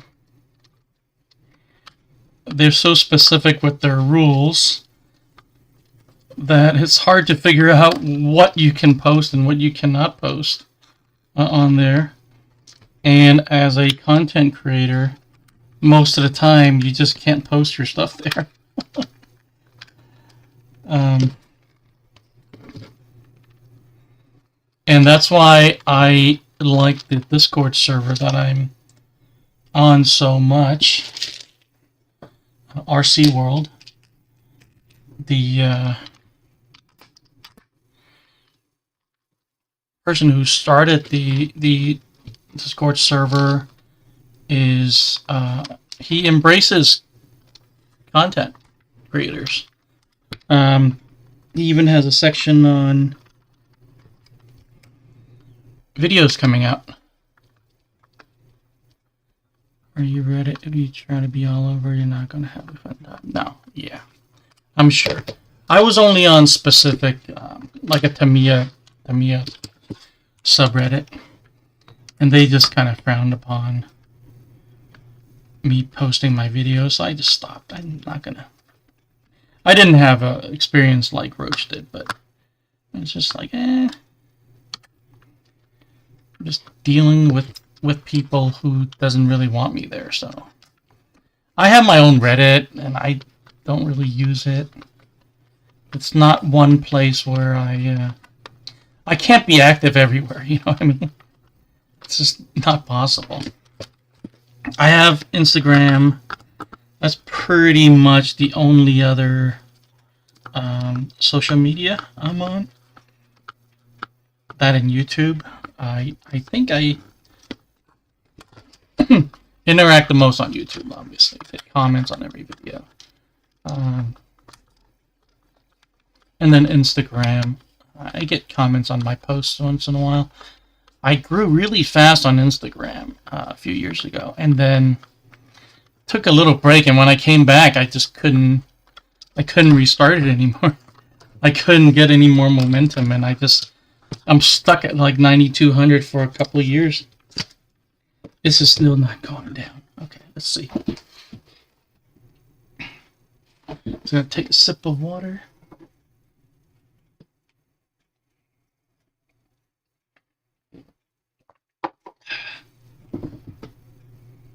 Wow, okay. So far, a lot of people want to see the CCO1. CCO2. I don't blame them. It's a pretty cool kit. But that's going to take, I think, as long as this one, if not longer.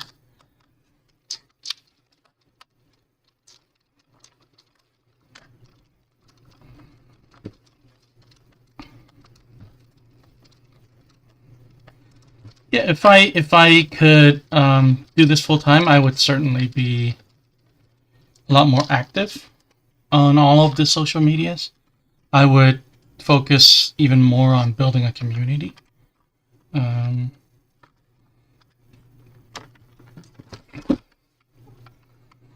Okay.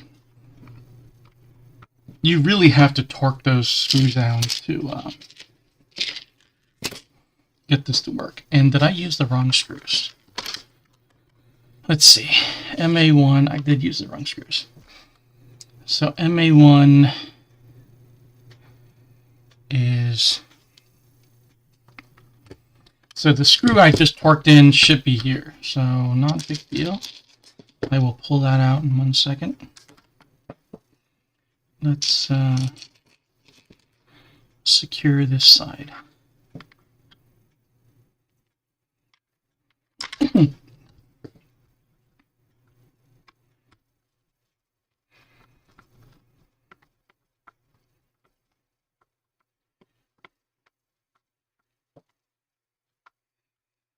I think I'm going to use to get it out,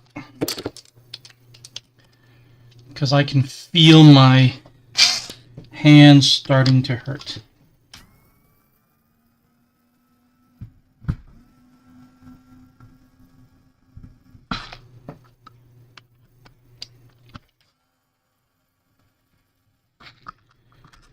So that belongs here. And then this goes here.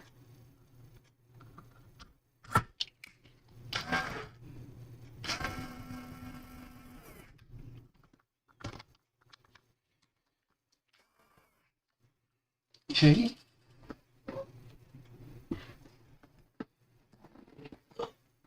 Okay. And where else? 1, 2.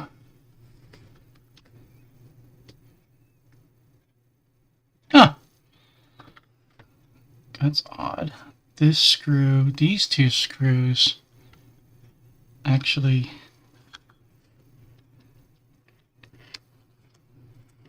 Where the heck is this? Is here? It's like this invisible spot. This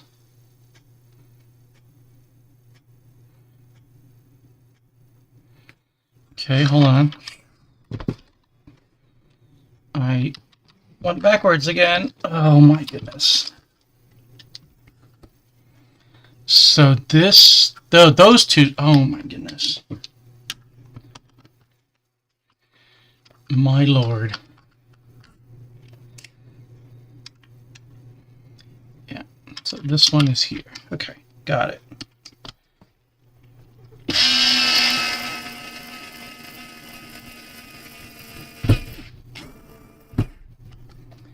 I think it's me. It's not the kit. It's me. I honestly am not grasping where these screws belong.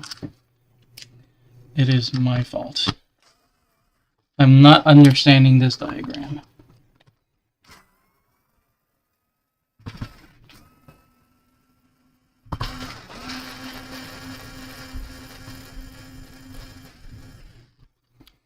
Yeah, I know what you're saying. I know. I agree with you. I agree with you.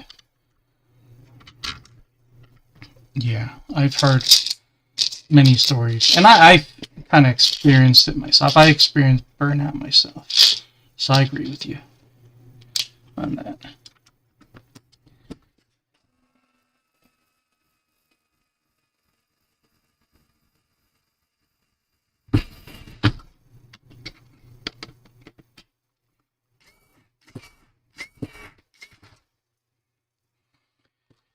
Okay, I'm still missing one screw, and I don't see it anywhere. Oh, here it is. So here we go.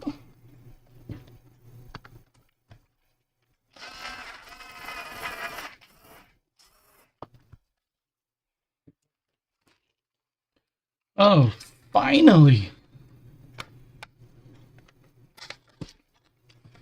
Wow.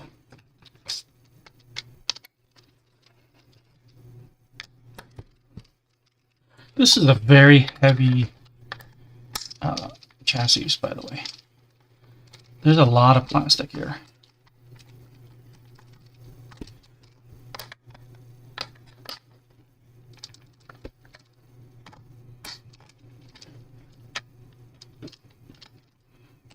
Okay. I think I got it.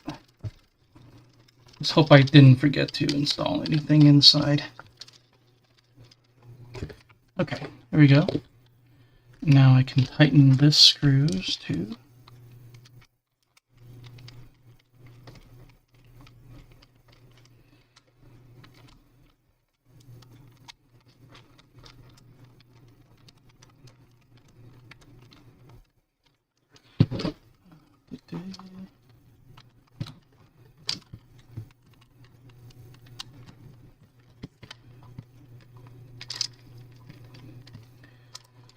Oof. Are you doing anything later, Manafort? Manafor Hour? Oh, Manafor. Are you doing anything RC related later?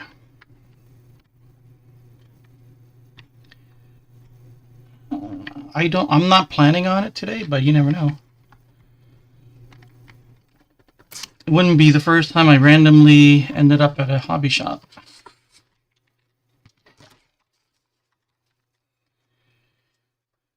I do need something, I just can't remember what it is. Ow, jeez. Yikes. Okay, here we go. So I already kind of painted the driver. So I'm just going to go with this for now. I don't know what that hole is, but we'll find out later, I guess. And then we have this mechanism box hatch. So I'm supposed to be able to look in there. Is that what you're saying? Oh, okay. Well, that's what that is. So let's find this B1.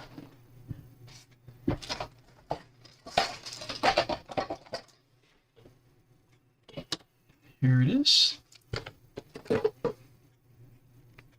A few kits in box and half-built TTO2. Oh, finished it already. You'll enjoy it. You'll enjoy the TTO2. What is this supposed to be? I think this is going to be that antenna mount. Okay, well, that's pretty cool. How does this go?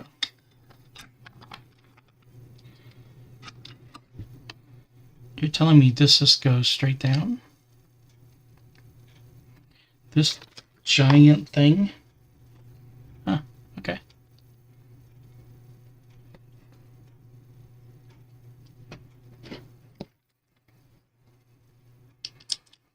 How far are you at the TTO2? Have you done the electronics yet?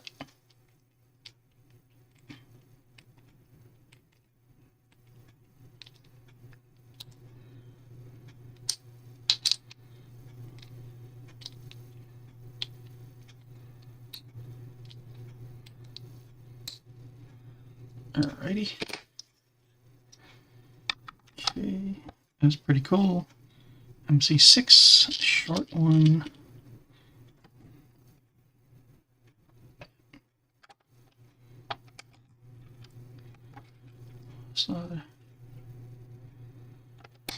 Solder the ESC motor. Okay. Oh, so you're going brushless. Very cool.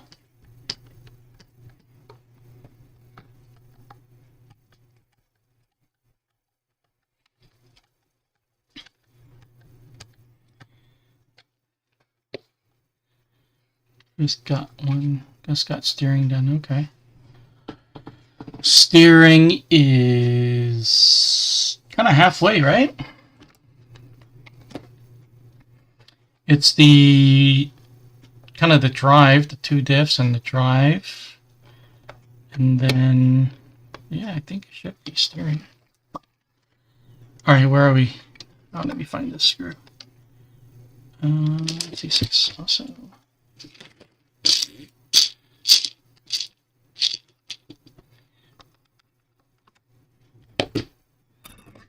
Slow build, huh?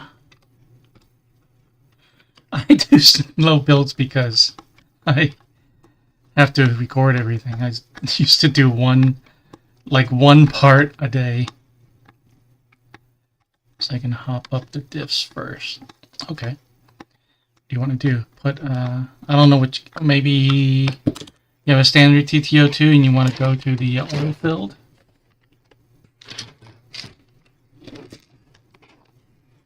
With the aluminum gears. Alrighty. What is this? Alright, so there's this thing right here. I wonder if this is where that old, like, capacitor is.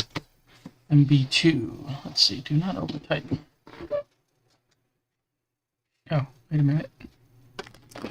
Okay, this is MB2. MB2 would be in the previous bag?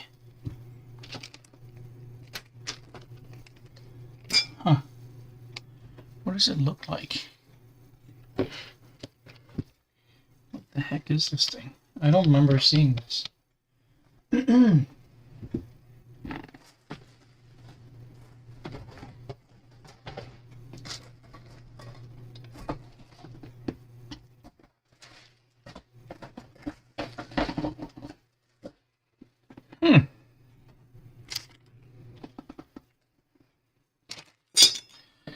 Yeah, see, this would be where it would be helpful for a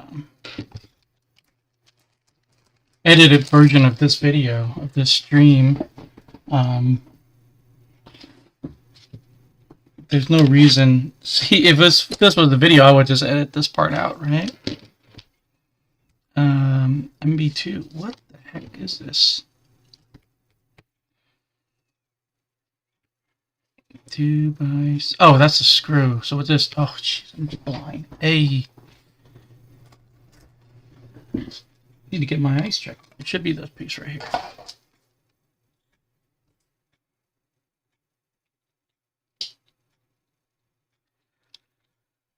I think in the old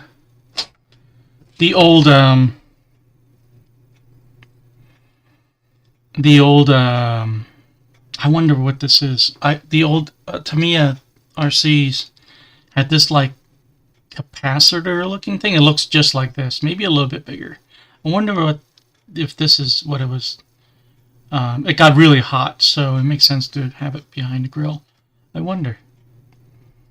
Okay, so this is MB2.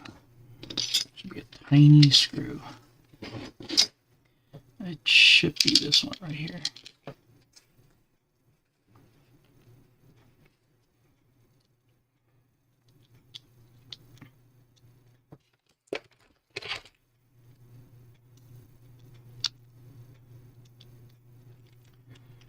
Alrighty, here we go. Stock diffs won't last too long. You can shim that diff until the cows come home. There's just too much variance. The tolerance is just not that great on those diffs.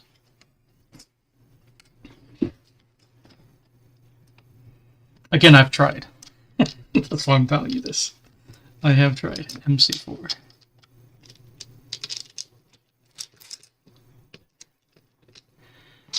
I think if you wanted to go that route, if you really want a tight race car, you should start with the SRX. If you go from a standard TTO2 to try to get it to closer to race spec, you're going to spend a lot of time and money.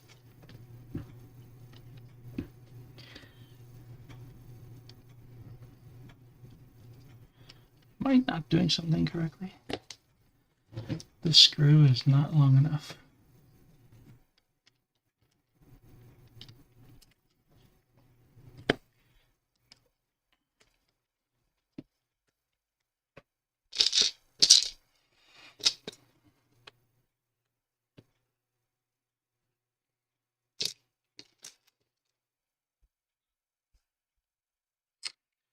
I bet, yeah.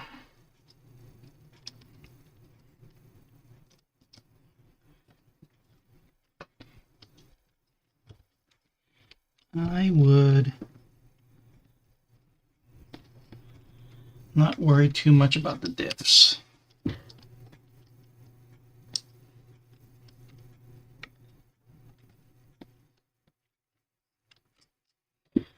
Oh, brother, this is not fitting into this hole right here.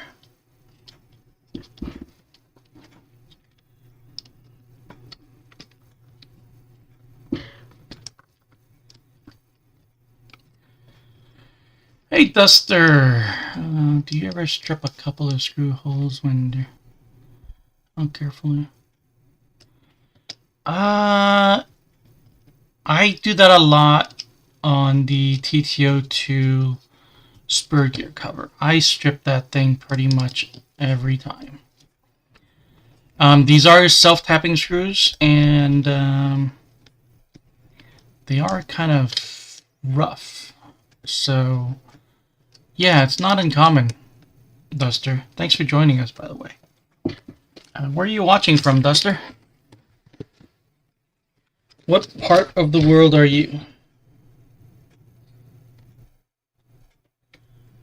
This is like the most wonky thing I've ever seen. Wow, Tamiya.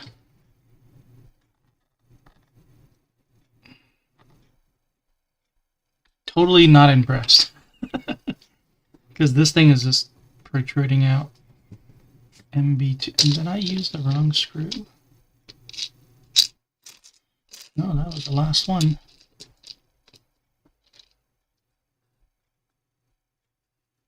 Yeah, I don't think I did.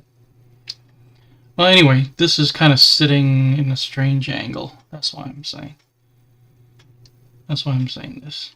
Let me take this out. I'm distracted.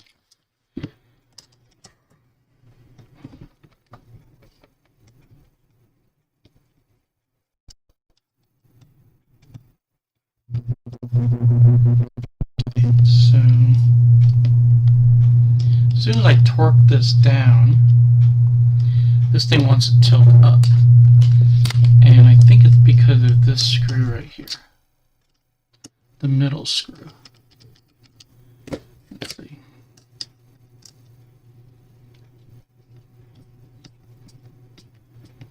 No. This is just odd. From the UK, Neophyte video for my first... Oh, nice! Hey, thank you. Appreciate the kind words. I'm glad I could help, and that's kind of the purpose of my channel, is to,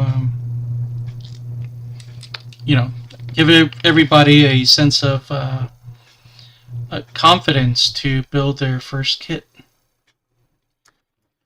Okay, for me, this is like sticking out really far. I don't know if you can see that. And that is touching that and not allowing me to torque this down. Let me just see if I have the right screw. One more time. Yeah, this is the right one. Yeah. So I don't know what's going on.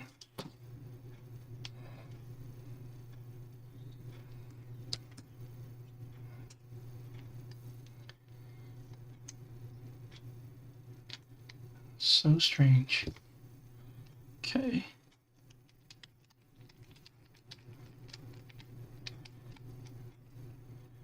I don't think it's supposed to be loose like this.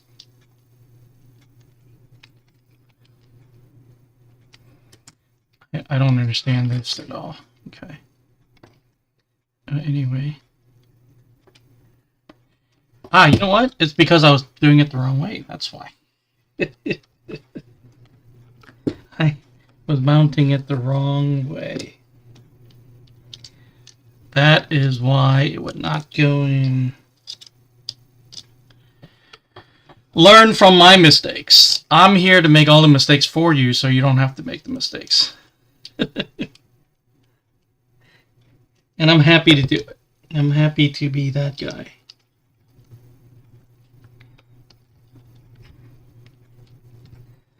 I think I make an average of like 3 mistakes every kit.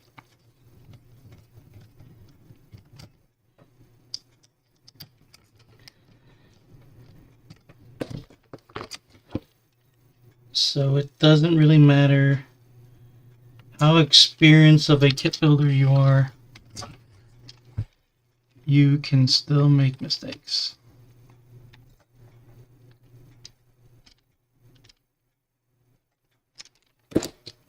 Okay. Finally. Okay, let's work on the cage. Put that aside. We got both sides right here. Let me just send a quick text.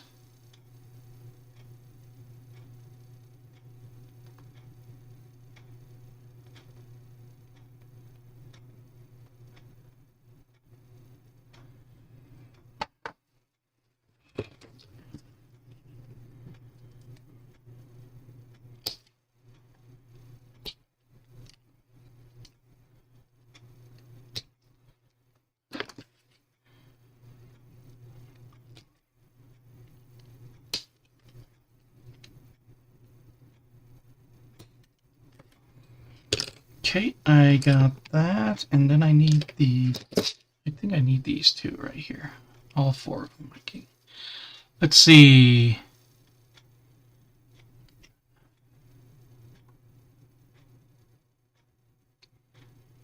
8, 8, 8, 9. Yep, this one's shorter.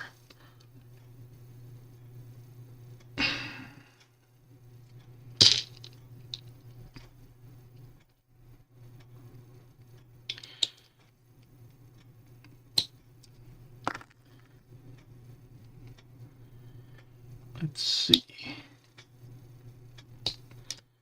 I am still shooting to finish this kit today.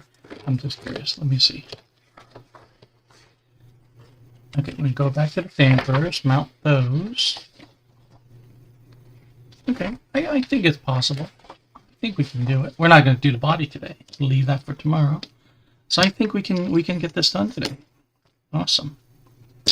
Okay, so let's do this side. Let's do, yeah. Let's do this side. Okay.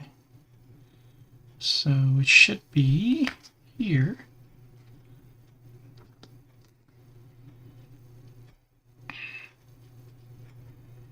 MA4. Not that many screws left, so it should be this right here. Alright, I'm going to start using this to save a little bit of time so I can speed up.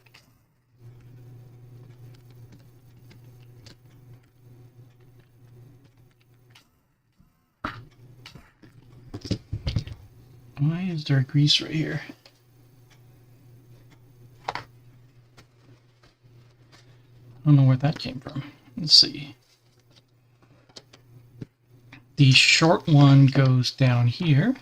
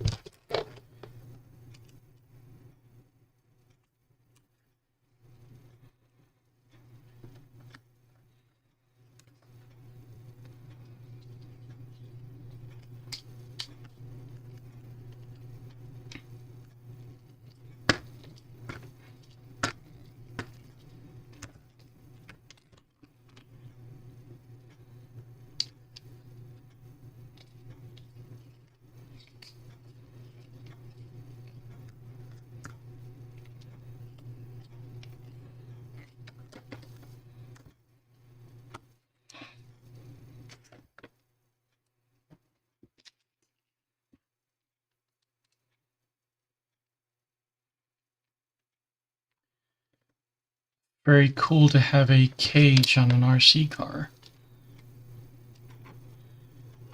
These are all MA4s. Yep.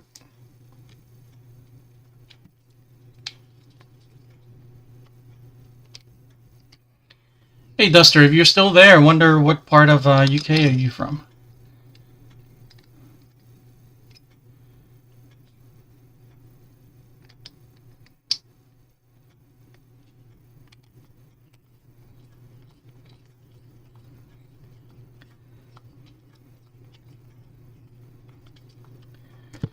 I always say I'm going to write down where everybody's from so I can remember, but I never have the presence of mind to keep a piece of paper handy next to me. What I really need is a producer to take care of some of these things for me while I build. Help me gather questions and answer them.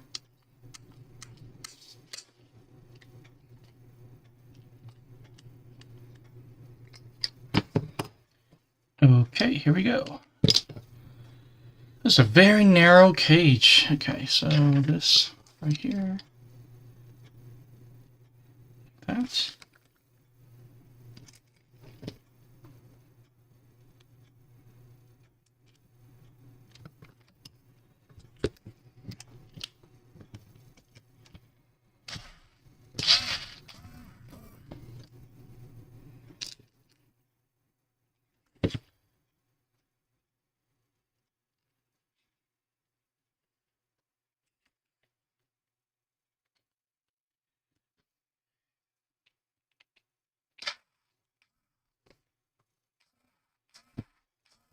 I think it's lunchtime. Everybody's, at least on the East Coast, heading out to lunch.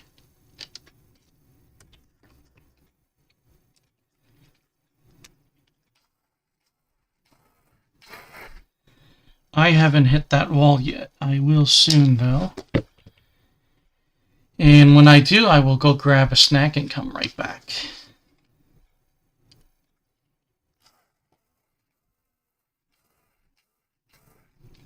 Okay, let's try to tighten these by hand.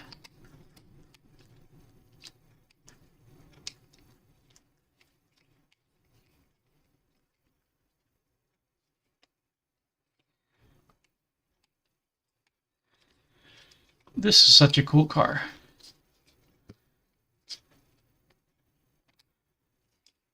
It is kind of above average difficult to build.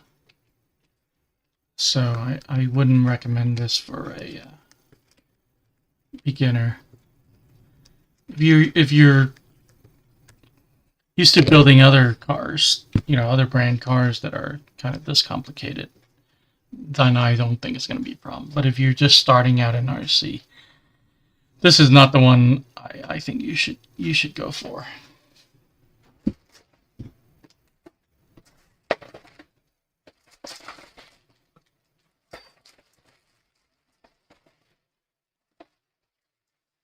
Alrighty. Let's find the netting.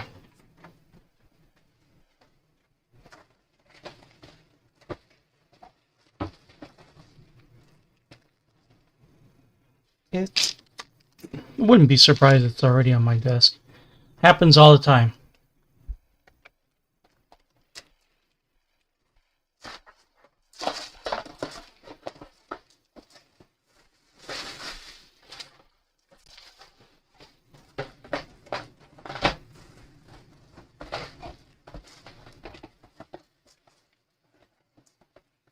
Here it is. It's in the in with the decals. That makes sense.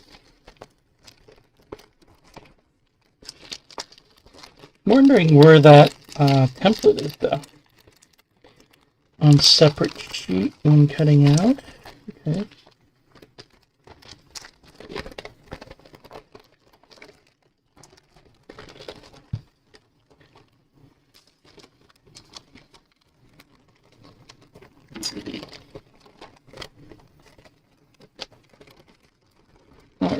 Okay, so that. Okay, when they say separate sheet, what are they talking about? Let's see.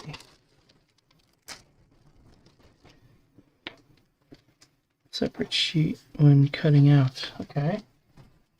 I think they're talking about this. Okay, full-size templates. Okay, we got the placards as well. So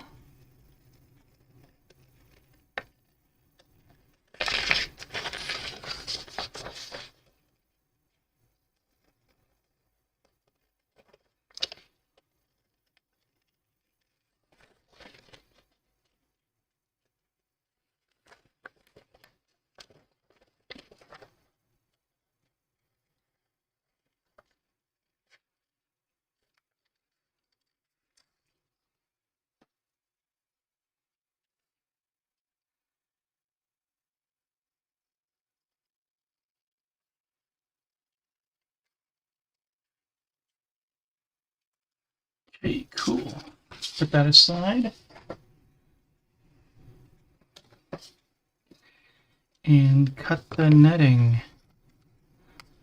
Alright, so piece of cake.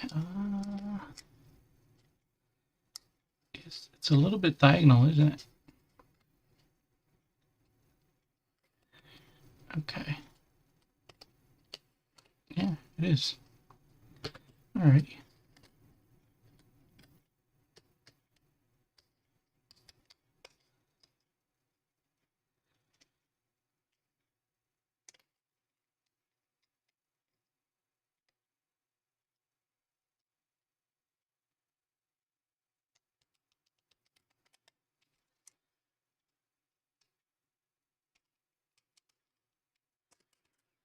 Alrighty.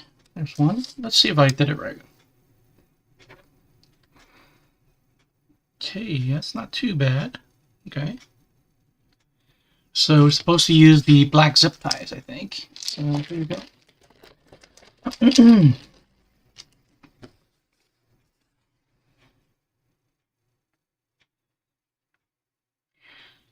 So hold temporarily with nylon bands black. Okay.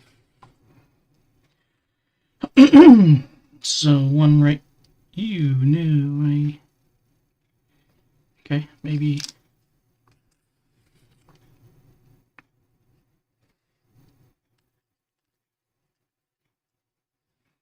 Should be fairly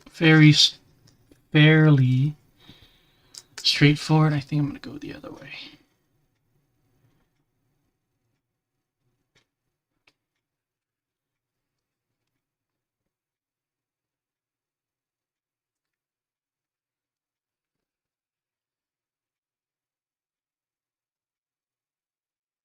Okay, good thing I didn't put that one down yet. Okay, there we go.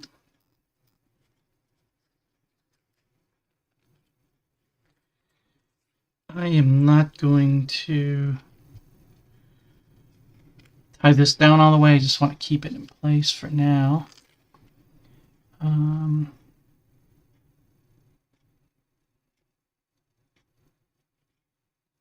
Oh, temporary. Yeah, I'm afraid to do this wrong, so especially in the wrong order. Okay, so let me just tie this. I'll tie this one as well on this side. I think I can zip this up now.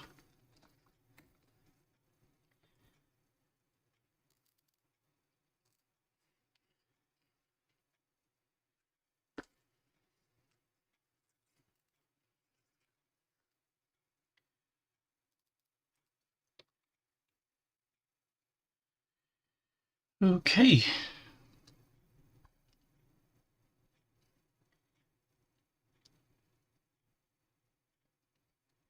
All right, let's put one over here. And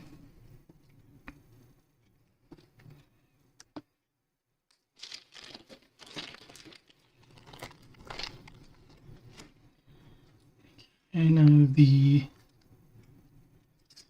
second hole in.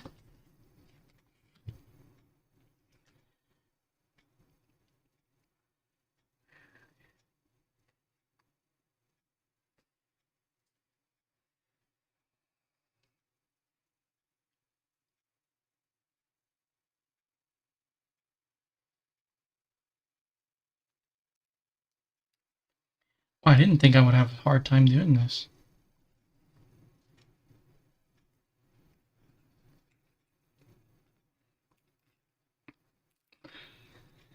I don't think I'm having like a hard time. I'm just afraid to mess it up.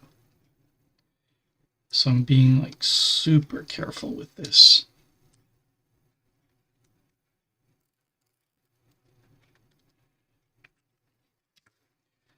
Okay. Does that work? Okay, that's good. So far so good. So let's go ahead and do the top one up here.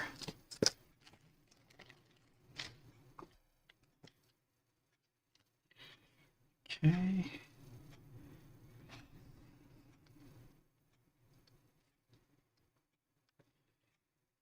I think I have to do.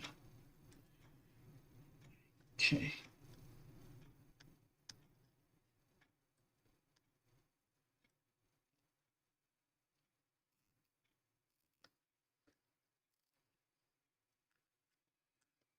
Okay.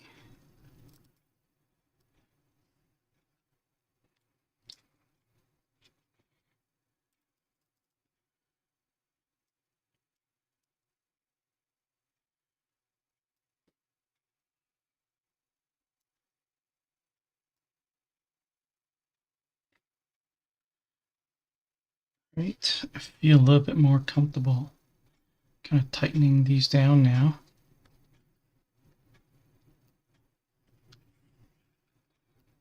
Okay. Let's put that one over there.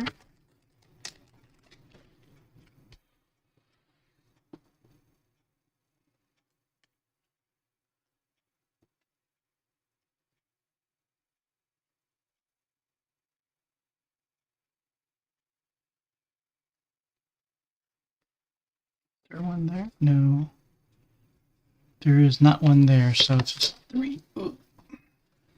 It's just 3 for now. So let's see. Let me clip these. Tuck them away.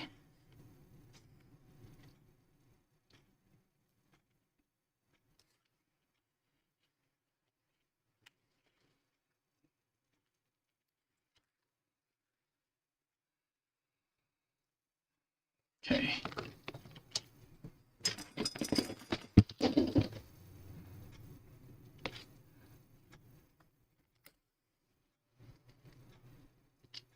Ooh. Let me tighten this one.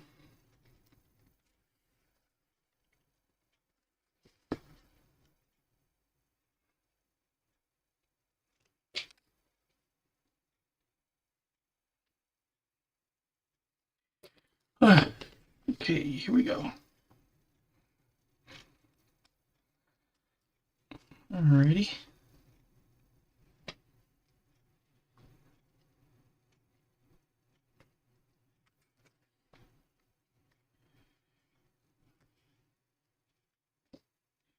This is very delicate.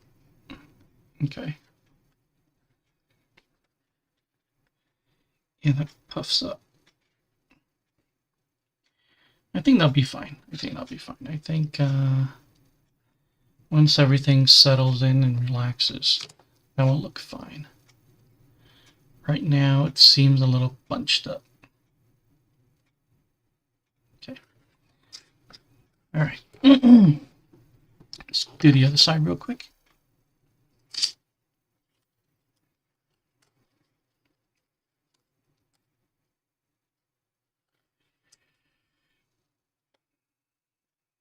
Okay. Let's see. All right.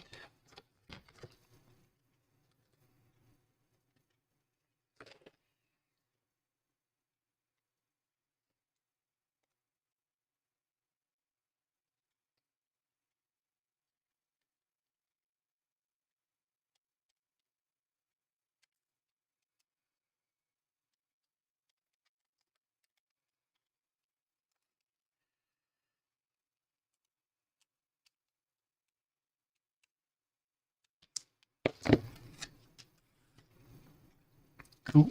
There we go. Let's do this side.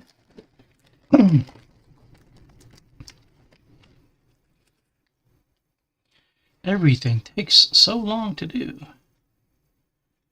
Coming from...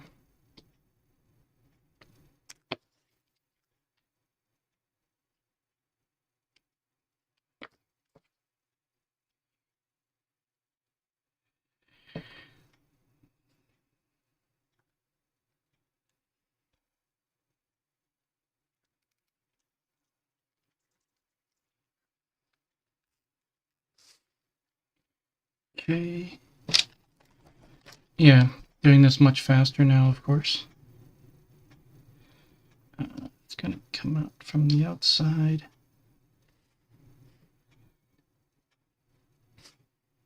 So it should be this way. Try to keep all the zip ties the same. Yeah.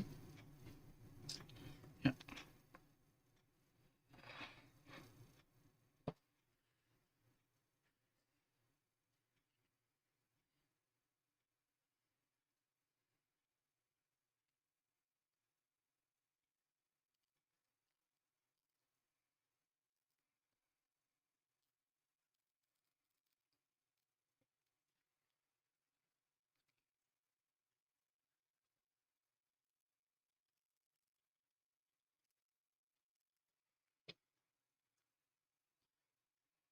And then this top one again.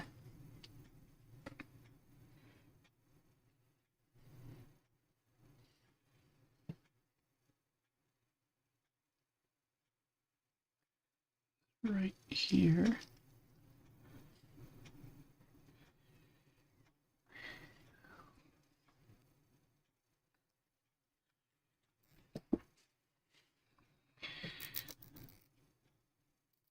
All right, here we go.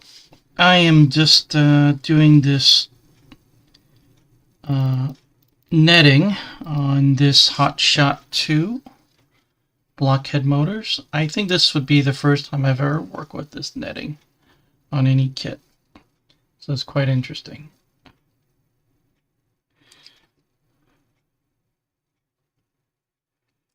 Okay, I think that helps. I think turning the zip ties helps torque it down.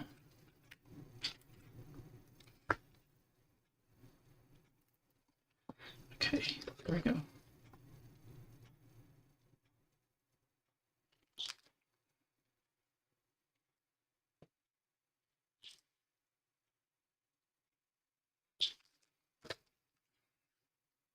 Okay. Now let's grab that roof. It should be this right here. And let's tighten it down. And take the net with it.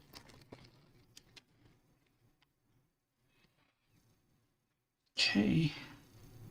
This is really cool, by the way. Is this the only thing fastening this down? Wow. Okay. If you say so, Tamiya.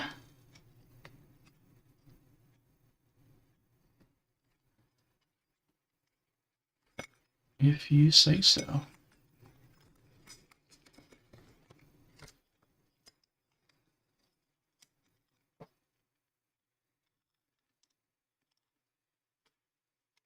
See if that lines up.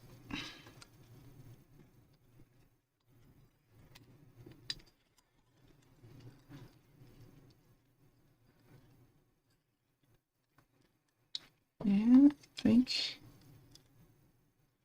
that should be okay.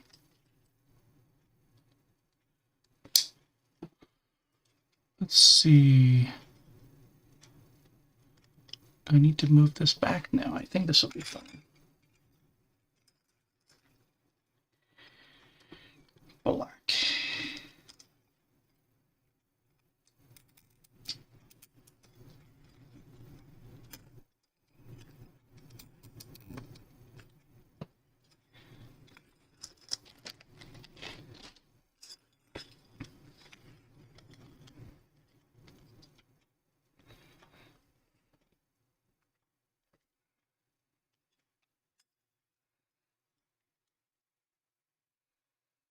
Okay, so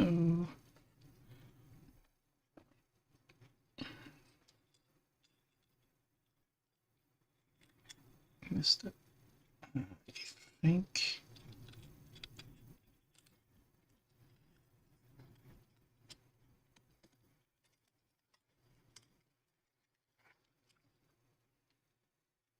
this okay? Is this the same as the other side? Let's see.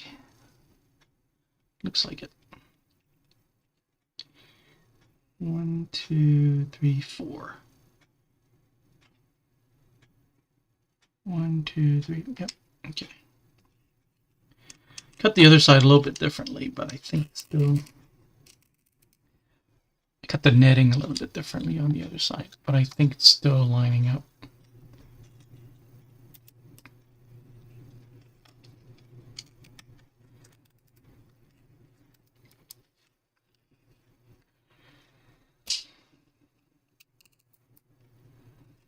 Okay. All right. I mean, this is certainly a cool detail.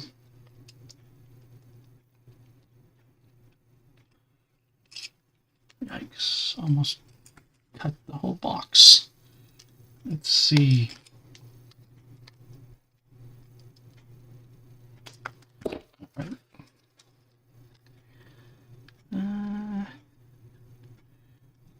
A little bit rough around the edges, but we'll find out. Should be okay. I just want to keep moving along so I can finish this today.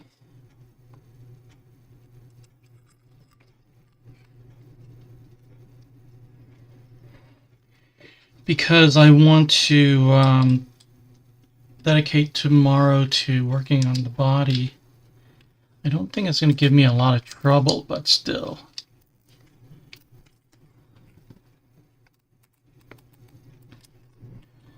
Never know what's going to pop up unexpectedly. Okay, so this one I tightened down a little bit too early at a strange angle.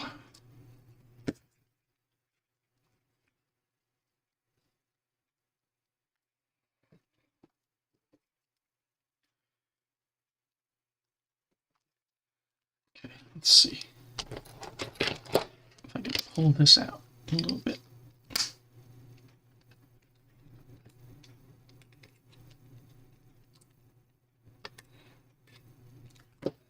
I don't know why this doesn't want to turn.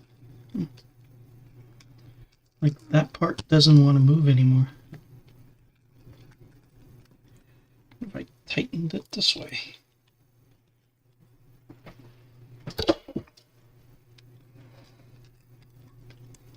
Huh. I think I'll be fine. Let's just move on. Alright. Last one.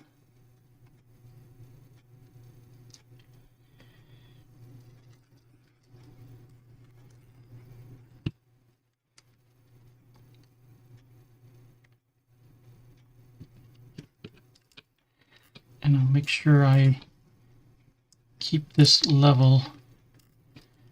Push it in this way.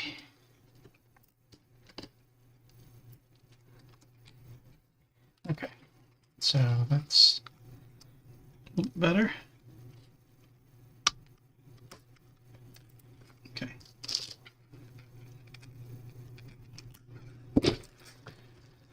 All right. Oh man, I think these zip ties should be a little bit thinner. But I think this kind of bulging makes it a little bit more realistic, actually.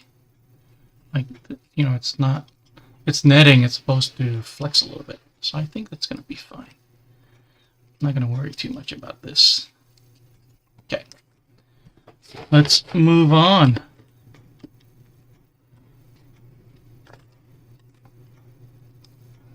I have another sheet there if I need to redo this. Maybe in the future. Okay, let's clamp this on to the chassis.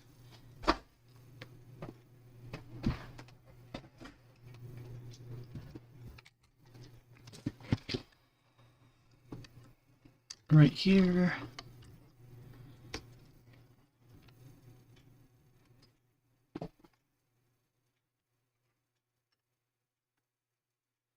Where does it go?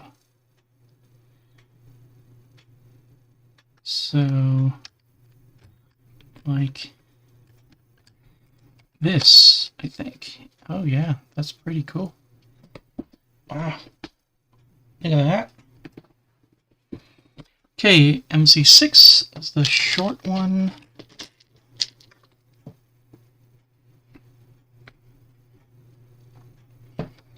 Here in front.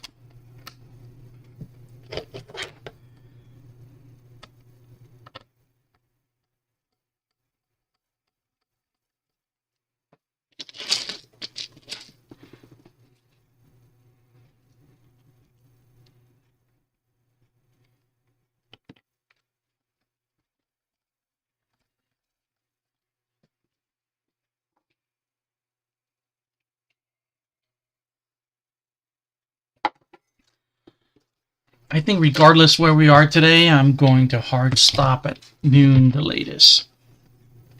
I do have to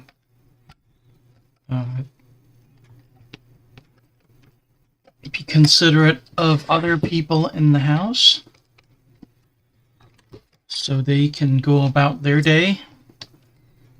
They don't have to wait for me any longer. So I'm going to try to build another hour and 10 minutes or so, and then wherever I end up, that's where I will end the stream today. And even if I don't finish, I think it's going to be not too much to overcome tomorrow. I think whatever it is I'm left with, I should be able to accomplish tomorrow. Because I'm just looking at it right now. I don't think the dampers will take very long, but with only 1 hour to go, I don't know if I can get to the tires and some of the other trim work for the chassis. Okay, so those two, and then these two screws right here. Wait, nope.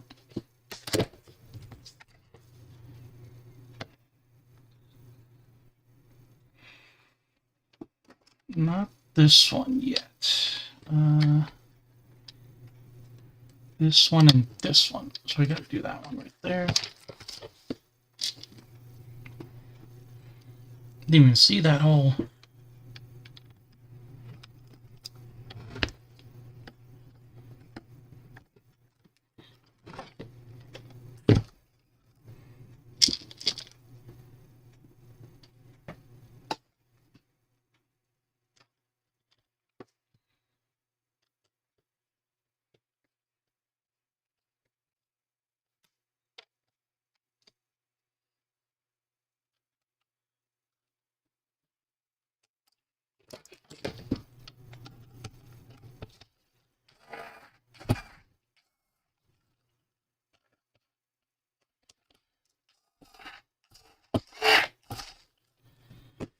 Okay, alright. This is a really, really cool sticker here all of a sudden for some reason. Thought we'd do all the decals at the end. Don't expect me to cut decals right now, do you? Okay, there we go. It's pretty neat. Let me show you guys from the side. That's a pretty neat chassis. Take a picture of this for the gram.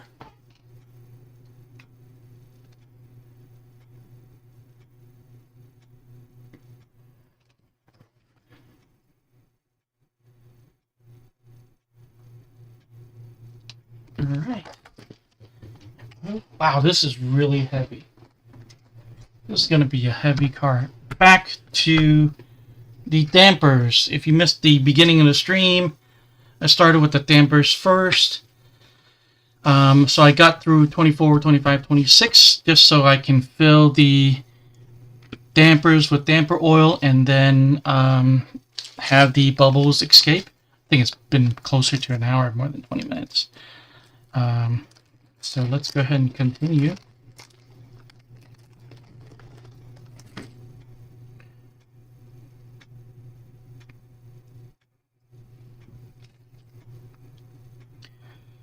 Throw these seals on. I did overfill them a little bit, and I will wipe them off as I put on the caps, if you're not here.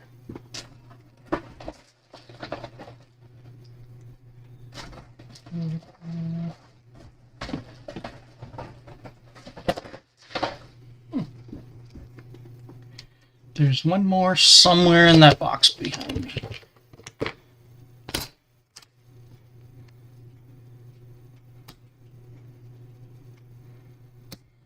Okay. So let's wipe a little bit of the excess off.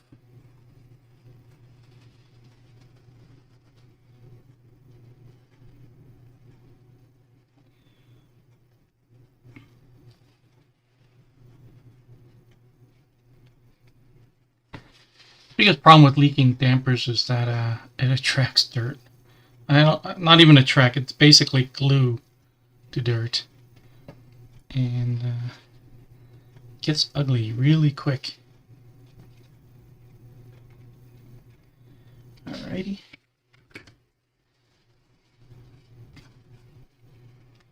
This is a ProTech shock rack, if you're curious. Pretty sure I have it in my in the link somewhere in my Amazon storefront.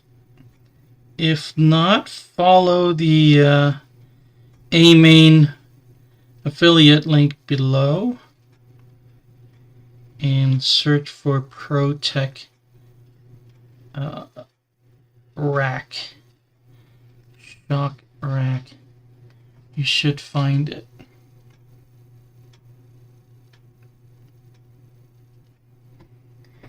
Comes in very handy. I use this pretty much every kit.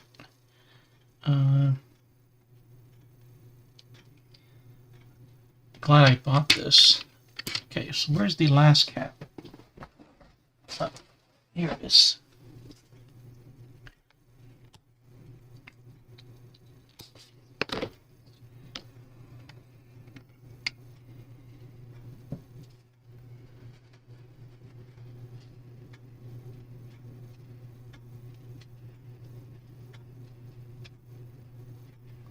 Okay, there we go. It's a cool color combination though. This bright yellow and that red, it's pretty cool. Alright, got 3 done right there. And now let's build the other side. Let's grab those springs.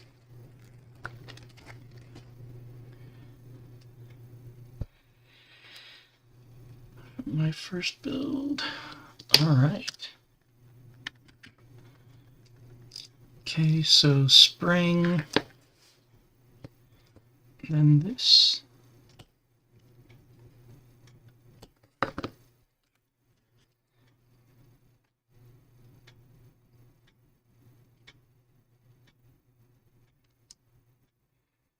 Okay. So there's 2 for the rear and 1 for the front, and I think this is going to be the rear one. The front one is this one. It has the O-ring on it. Let's make sure all the springs are the same, right? Let me see. No, they're not. So this one...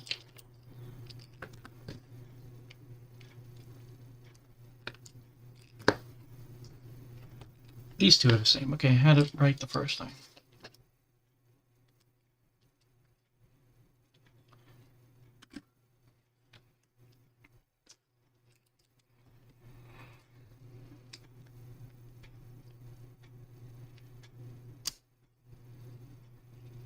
Okay, and to put that in there as well as in this bag. Oh, yep, there they are. Right here. And let's squeeze this in somehow.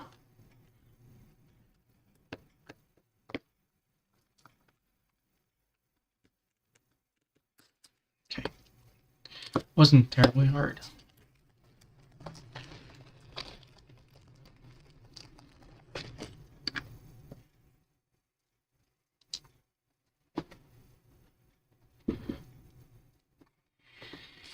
Hey, thanks for watching the stream, by the way. If you are here watching, appreciate you. Say hi, tell me where you're from in the chat. Always curious. I don't know what the preload's going to be, so I'm just going to leave those out. Those out for now. I think probably right, actually. It's probably going to be the big one. So let's put that in there.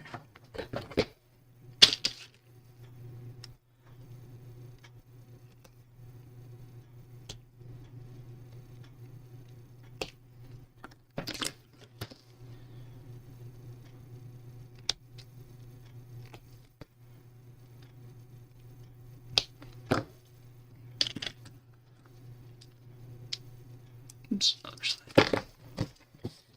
Other side.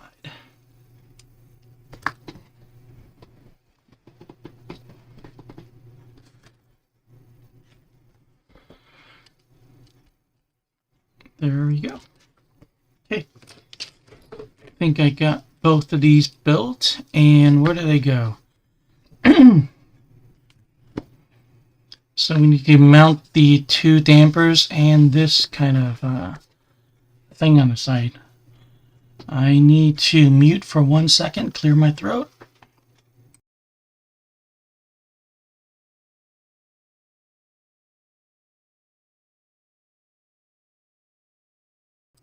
Excuse me.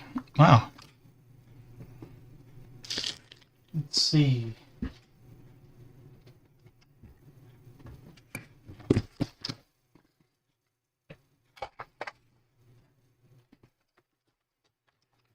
right. So there's a washer and this MA3 screw. So let's find those.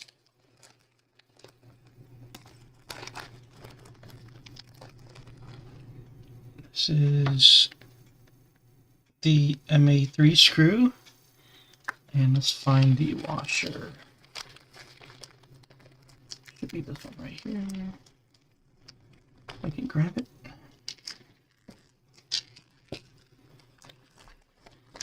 Let me just move these over.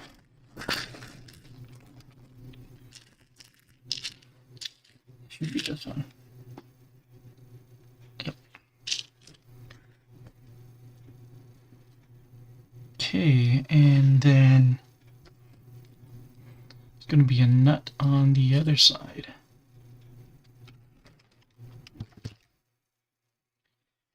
Right here.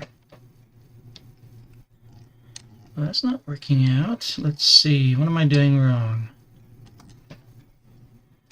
It is not long enough. Did I put in the wrong... Are these different sizes? No.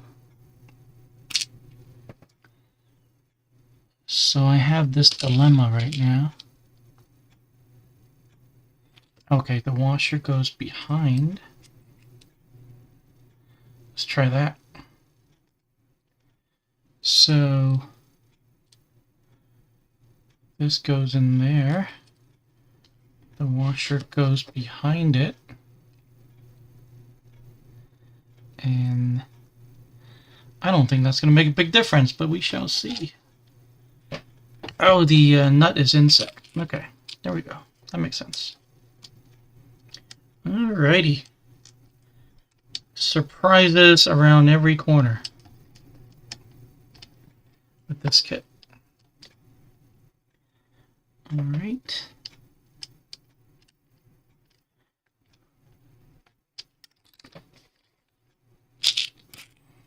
I think I have the right one. There's not that many nuts in here. I just have to line it up.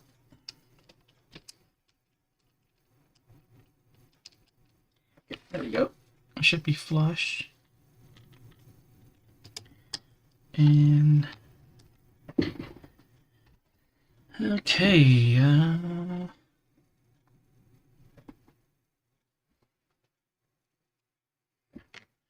let's do it by hand.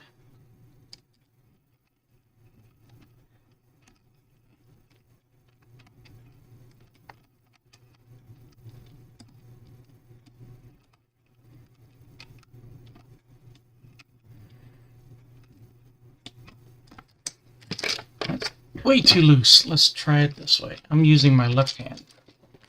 Let me try my right hand. Okay, that's much better. Alright, and then I'm going to snap it into place right here.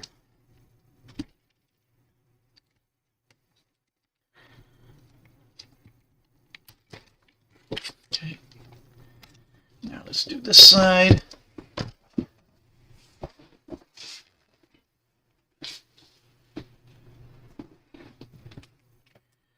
So again, it's this screw through here, the washer coming out of the other side, and then the nut right here goes behind this.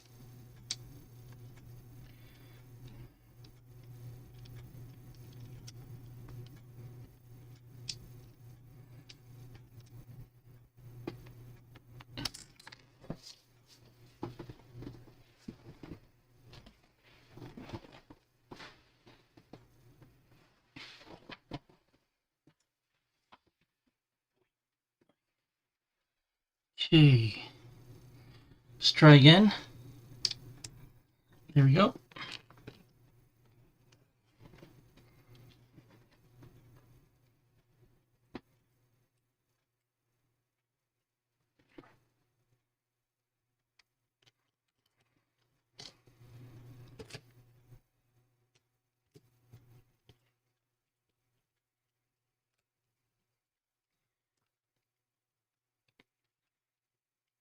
Yeah.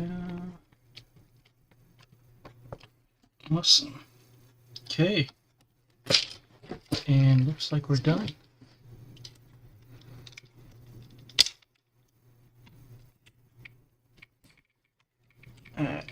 Just have to snap this in. I'm just at a terrible angle. There we go. Okay. That's that. Wow, that's a beefy suspension. Very cool. All right. Okay. Let's actually put this on as well. And that is B3, and that's C4, okay?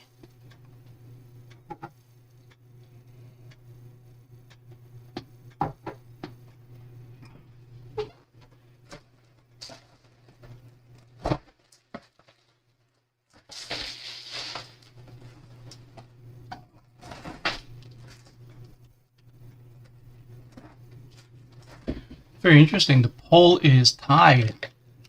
I think we're going to need a tiebreaker vote. If anybody wants to do that. The CCO2 Bronco, the Wild One Blockhead Motors, and the non-Tamiya touring car are all tied at 33%. So if anybody have an opinion what I should build on the next 3-day weekend, please participate and let me know.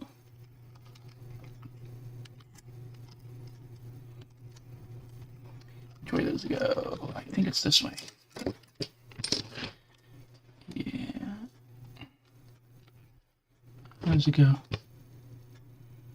Oh, doing the wrong. Okay, it's down here. Whew. I was thinking if I have to go. There's 2 holes. Those are the screw holes. What am I thinking? All right, so I got a pin here and a pin here. And are these?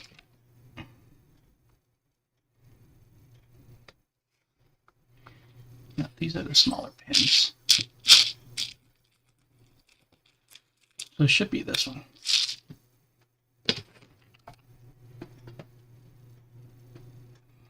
This is the battery tray, I believe.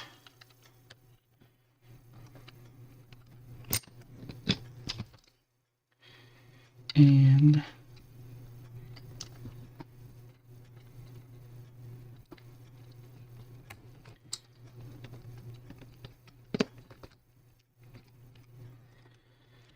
lateral battery tray is not my favorite thing.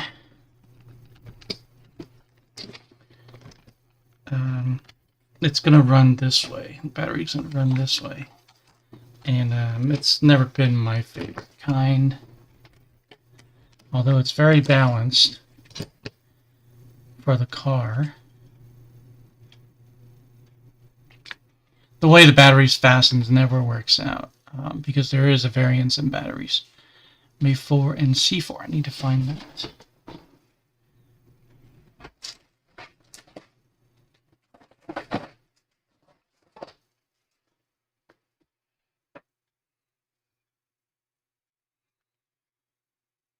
Okay, should be these 2 right here. I only need 1 right now. Come on out for the other side.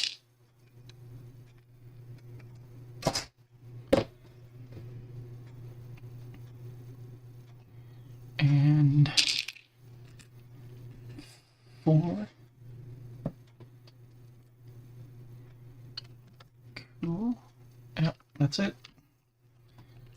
Just nail this down and that's it.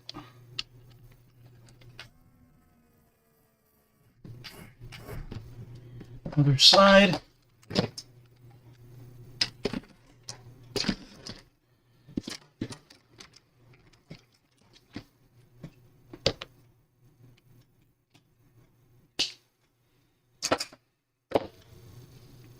I haven't looked, but I'm sure this kit has a lot of pop-up parts.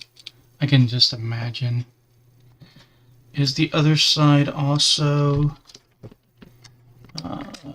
I'm going to guess it's also... Oh no, the other side is 2 screws. Okay.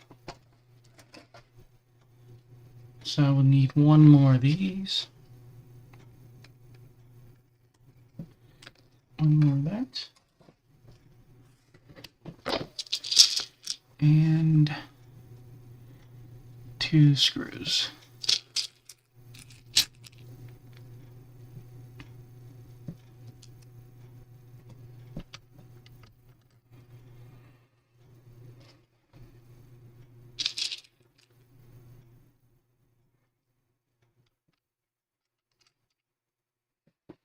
Okay.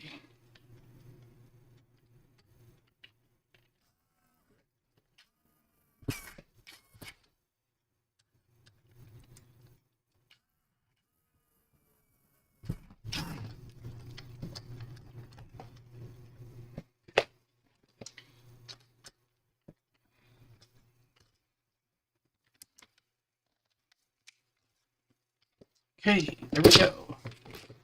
All right. What is next? Let's build the other damper, the last damper.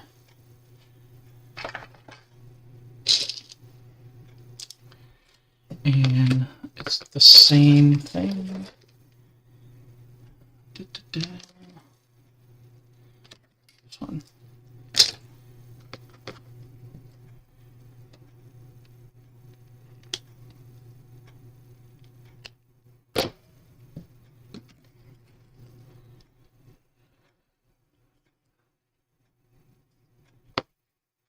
This O-ring, need to get it out of the way.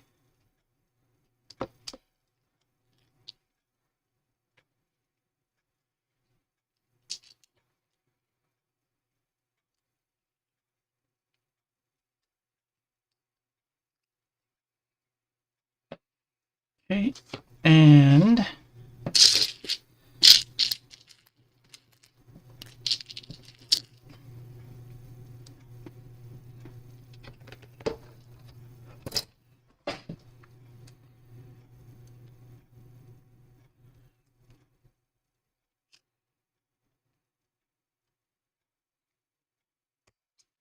okay. And I don't know what the preload's going to be. Okay, let's look at the next page. Maybe we'll get a hint.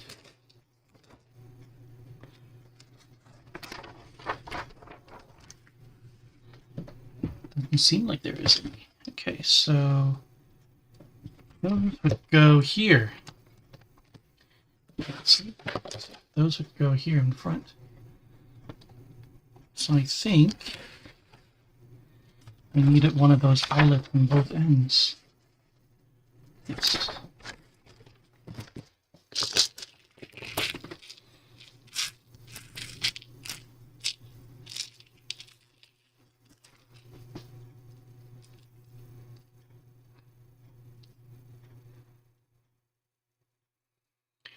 I'm going to have a little trouble with this side because I think this is the one I punched through and made this hole a little bit smaller.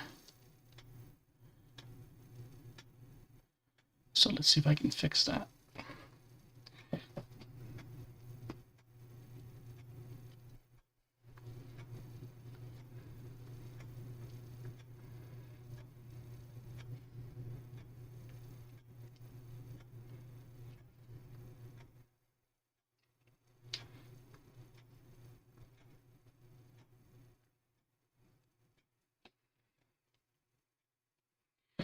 Yeah, I don't know if you can see that, but it's kind of blocking it.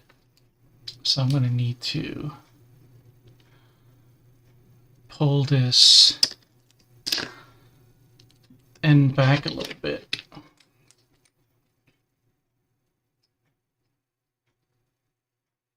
Okay, should be better.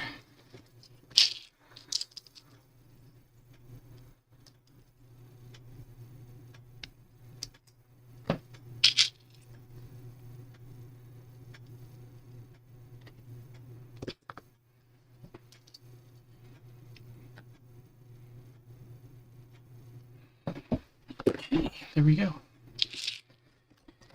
And we need a washer behind and those long screws again. Let's see.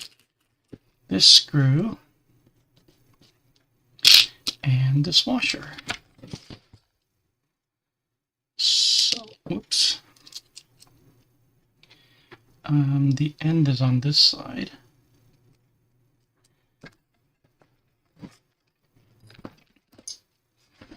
So it's going to be right here.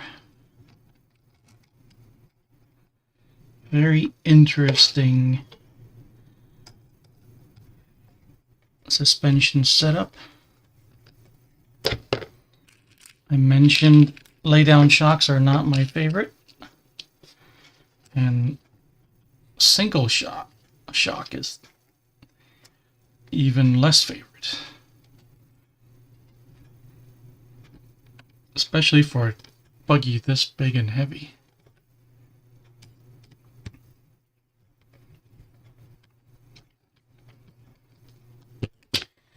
Alrighty.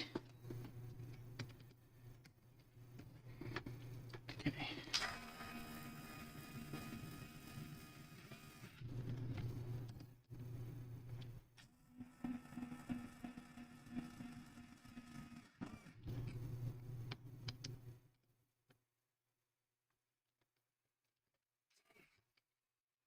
Okay. It's going to be really cool. All right. Let's move on to the skid plate right there, and it's a huge skid plate. There, that piece right there.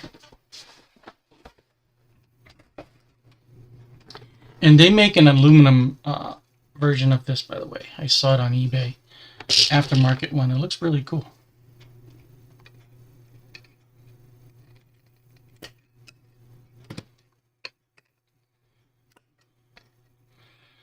I think there's even two versions. One's, I think, a little bit smaller than the other one.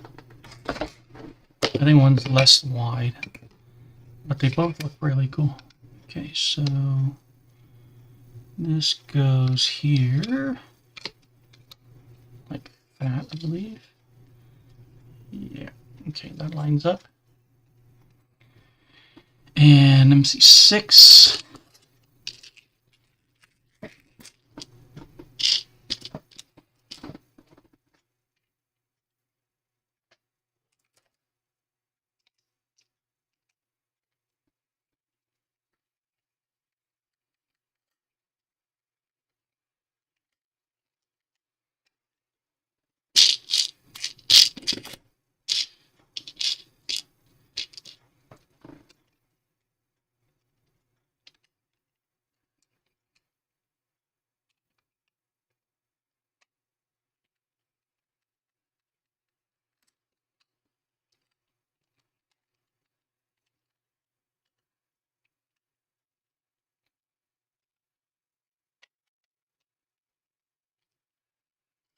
Hey, there we go. And this is going to cover right here. Leave this hole right here. And it's going to line up with that hole right there. So I hope you built this hole correctly, otherwise it's going to be a pain. You're in a world of pain if you didn't build that correctly. Let me put in the other 2 screws first. Yep.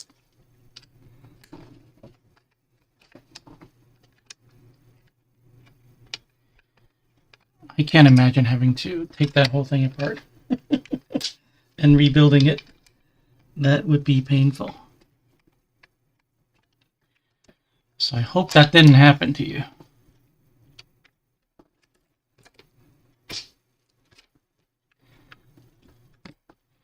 I'm not sure which screw hole it's supposed to be. It's supposed to be the far one, right? Yeah. That is the correct one.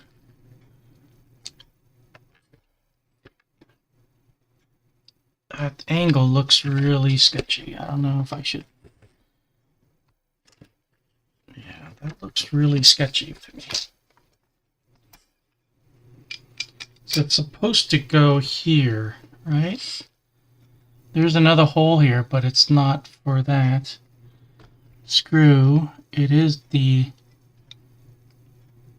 screw, and it's supposed to go to the second hole. So it's supposed to go here. So let me start on this one and this one.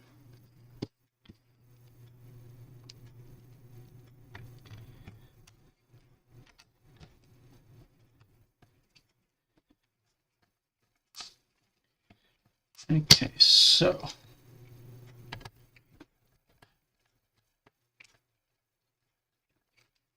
all right, that lines up pretty good. This doesn't want to go over really well. I mean, yeah, it works. Okay, that lines up. So I need the washer, locking washer, and temporarily attach first. Huh. Why is that?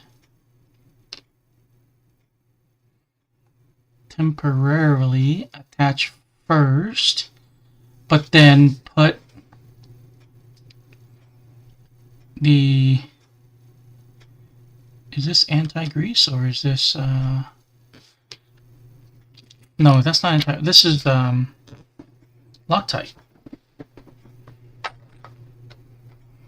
Okay, so I know it's this screw right here. Okay, the locking, I'm sure this is the small washer. Ah, there it is. Okay, so that, and then this,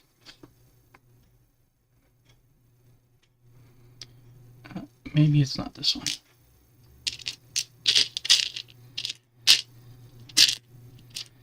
This one.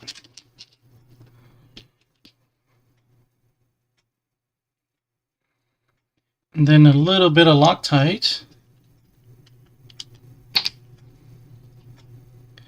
This is Loctite gel, by the way. And then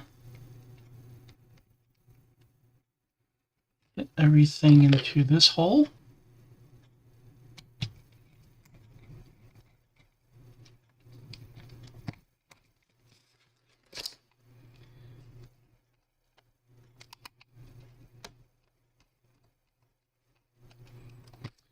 It doesn't want to go in for some reason.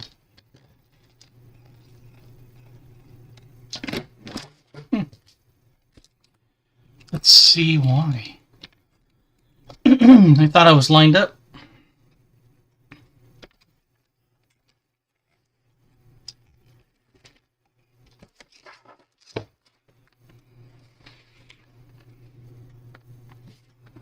That's very strange.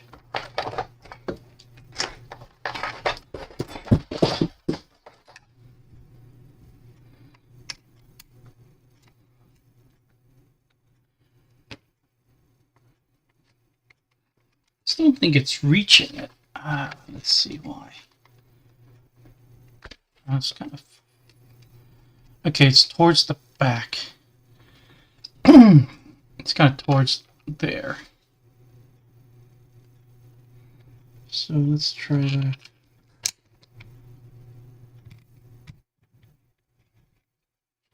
I just don't think it's reaching it.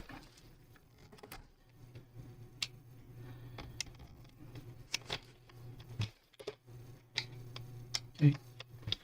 There we go. Okay, got it. All right, there you go. Can you see that? Okay.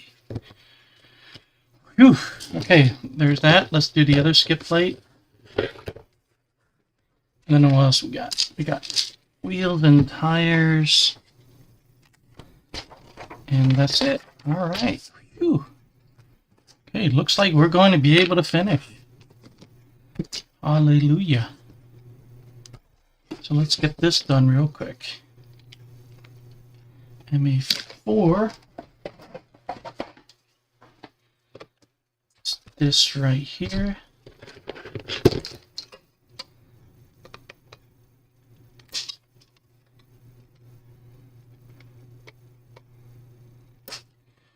I really want to be able to focus just on the body tomorrow, so I'm really happy that I'm going to finish this today, or at least get very, very, very close to finishing.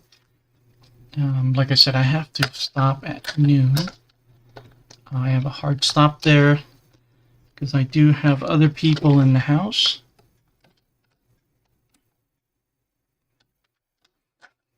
Four.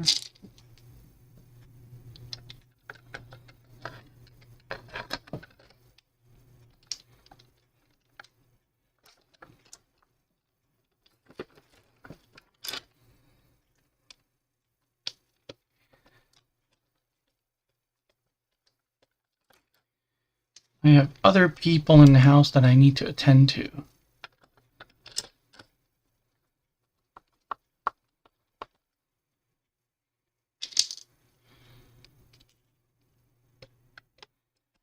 And going to be waiting for me for lunch, of course.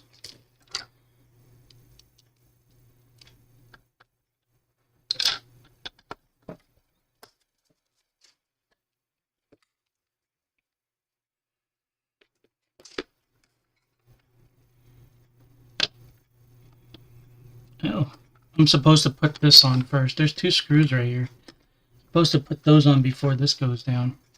That's kind of strange. If not implicitly stated, it's kind of hard to know that. Like, you probably should have put this on first before you put on the skip plate, but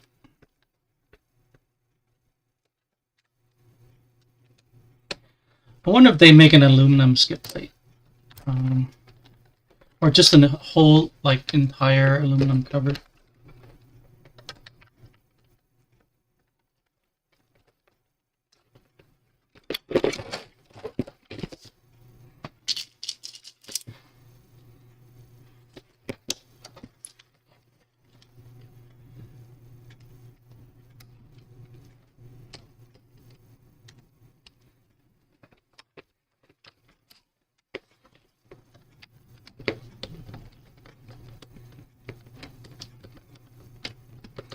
I'm not sure about this new camera setup.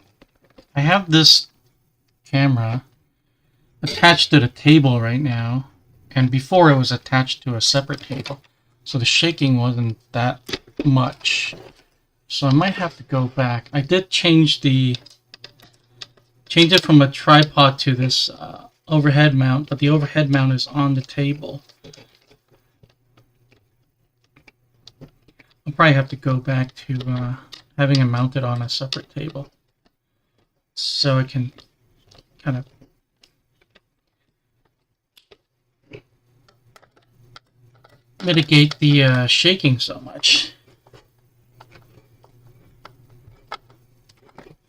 I don't notice it, obviously, but I can see how it'd be unpleasant to watch.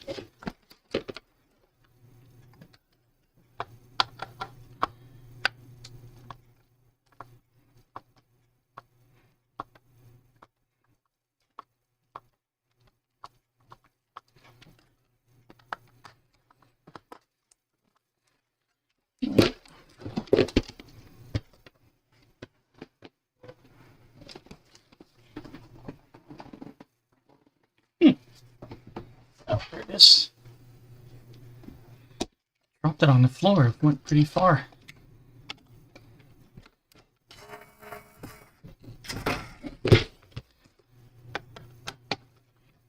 Okay.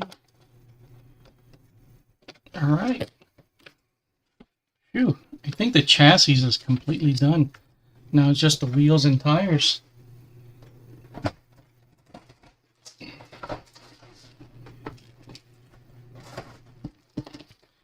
Look at these beauties. Wait, you don't have to glue these? Oh. That's interesting.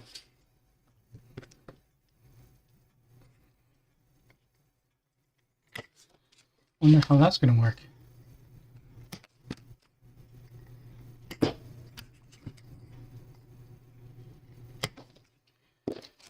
Hey.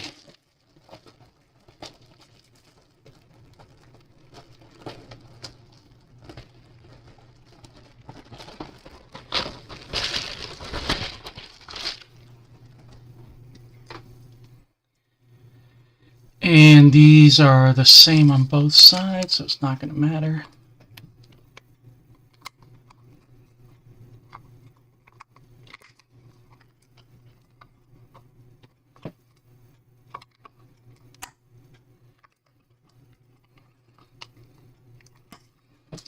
Wow.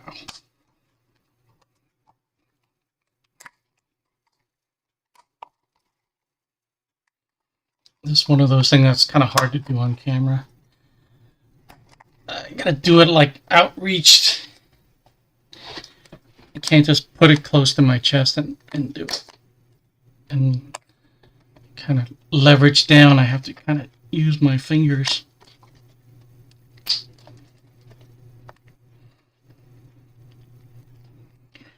Phew.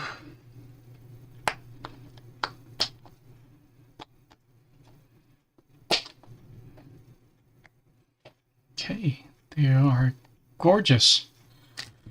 If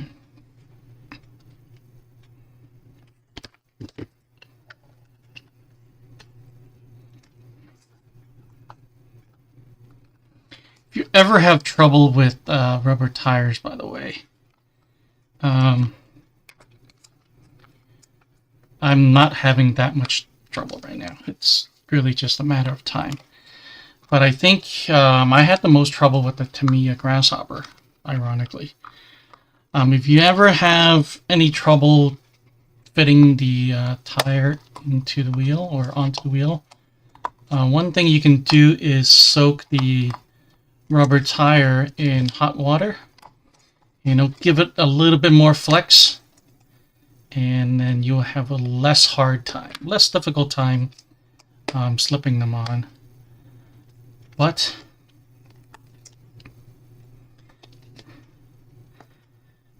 that's just something I had to learn the hard way. It was so hard to put on. The Grasshoppers was so hard to put on that I had to take it to the hobby shop to have him help me out. And that's when he taught me to use the hot water. So it makes sense. Makes sense after the fact. Don't think it's worth a whole video, but it's something I'd like to share.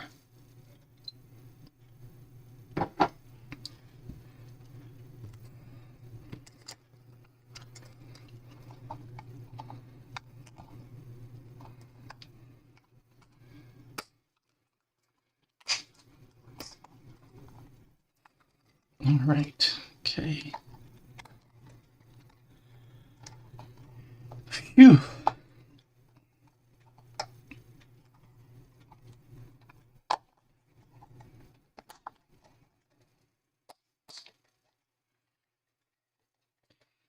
Yeah, my hand's actually starting to hurt from doing this.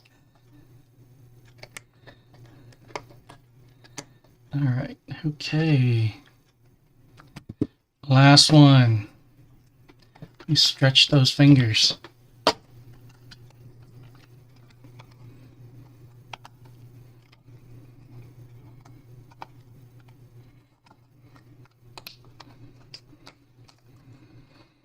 And after this is the last step, is just putting the wheels on, and then we're done with the chassis. It's been an amazing build. Definitely challenging.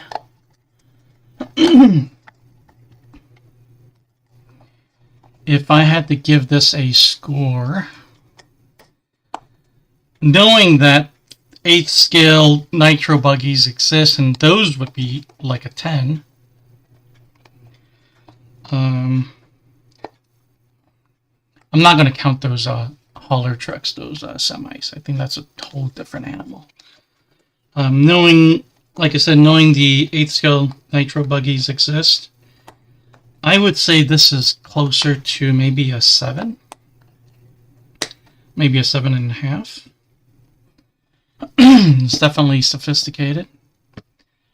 I would judge like a TTO2 like a 6. 5.5, 6. It's really not that hard. Maybe the, yeah, I think I would judge a normal TTO2 a 6.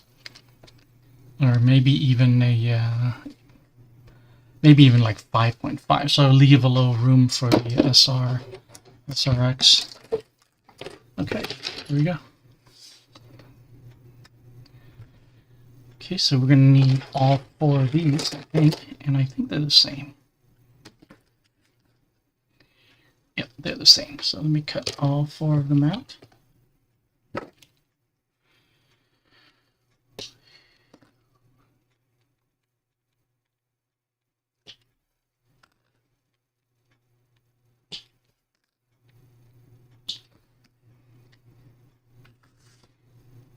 What is this thing? Hope I didn't forget something. Huh.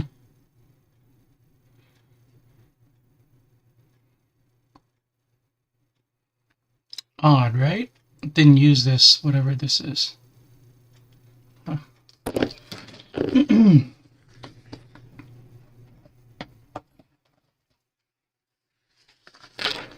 Okay, and the front, looks like the front and back are the same, so.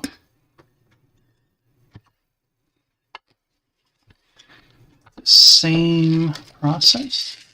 I do need the 4 hex nuts. Let me grab those.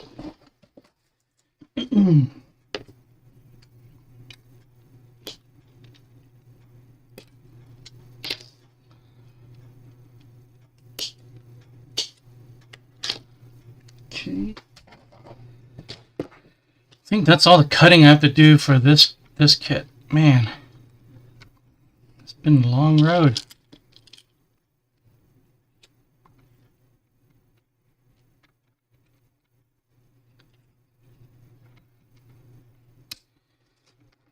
Okay, this front wheel.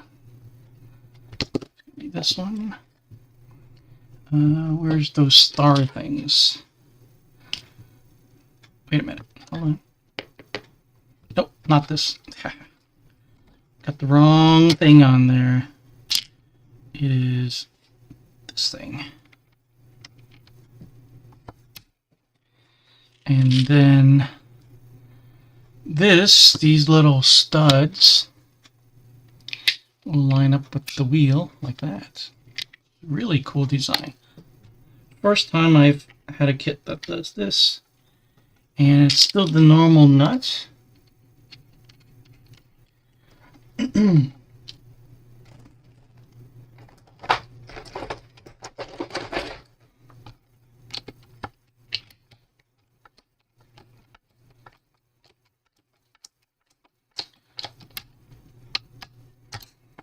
Wow, that's really good looking. Take a look at that. That's really nice. Let's see. Let's do the back.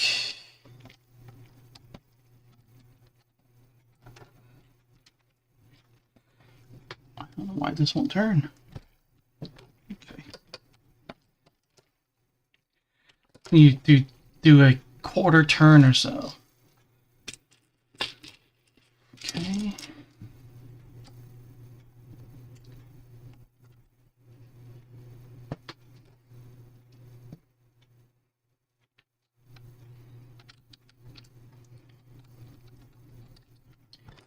All right.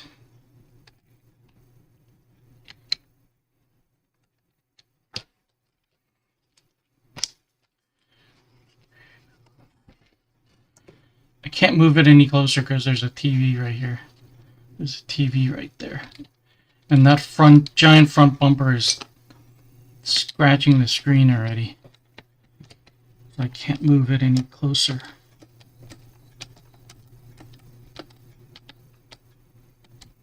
Okay, let's do the side.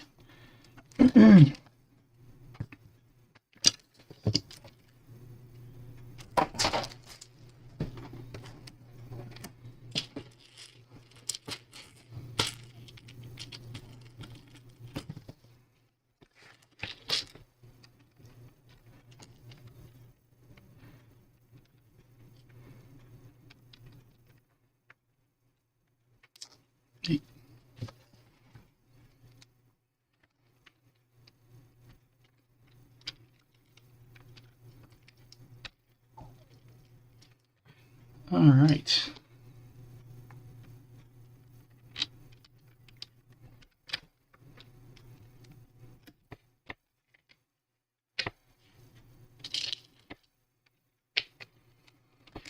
Wow, looks like I'm gonna finish like just in time.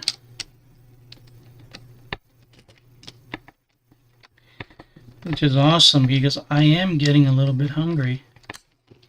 Now, let me connect these back, by the way. And don't worry, we'll take a look at this in detail tomorrow on the stream. That's not the orange one. Okay, no worries. Fix that later.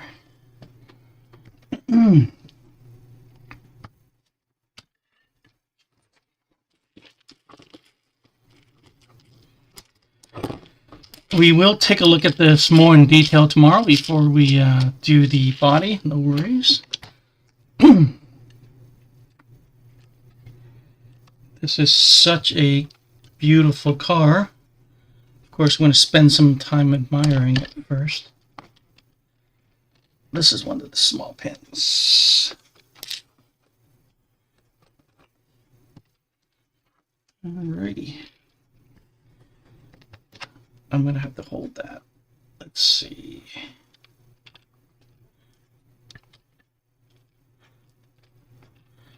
Yikes. Okay, let's see. Can I turn this? Okay.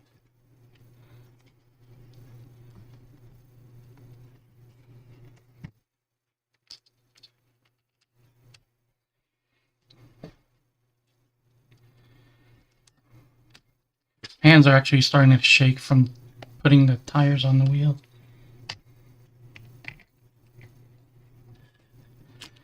Last nut. Thanks.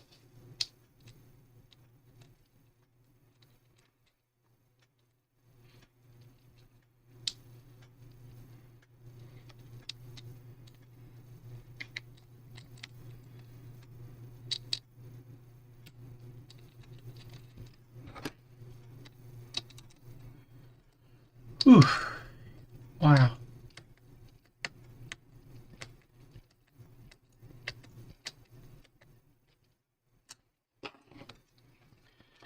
I can't tell you what a relief it is to finish this kit today.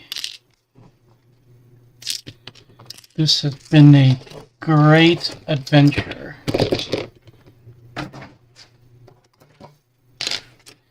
And this is a really cool kit. It is challenging. Like I said in the beginning, like I said before, earlier, this is definitely not a kit for a beginner. But it is very fulfilling to build.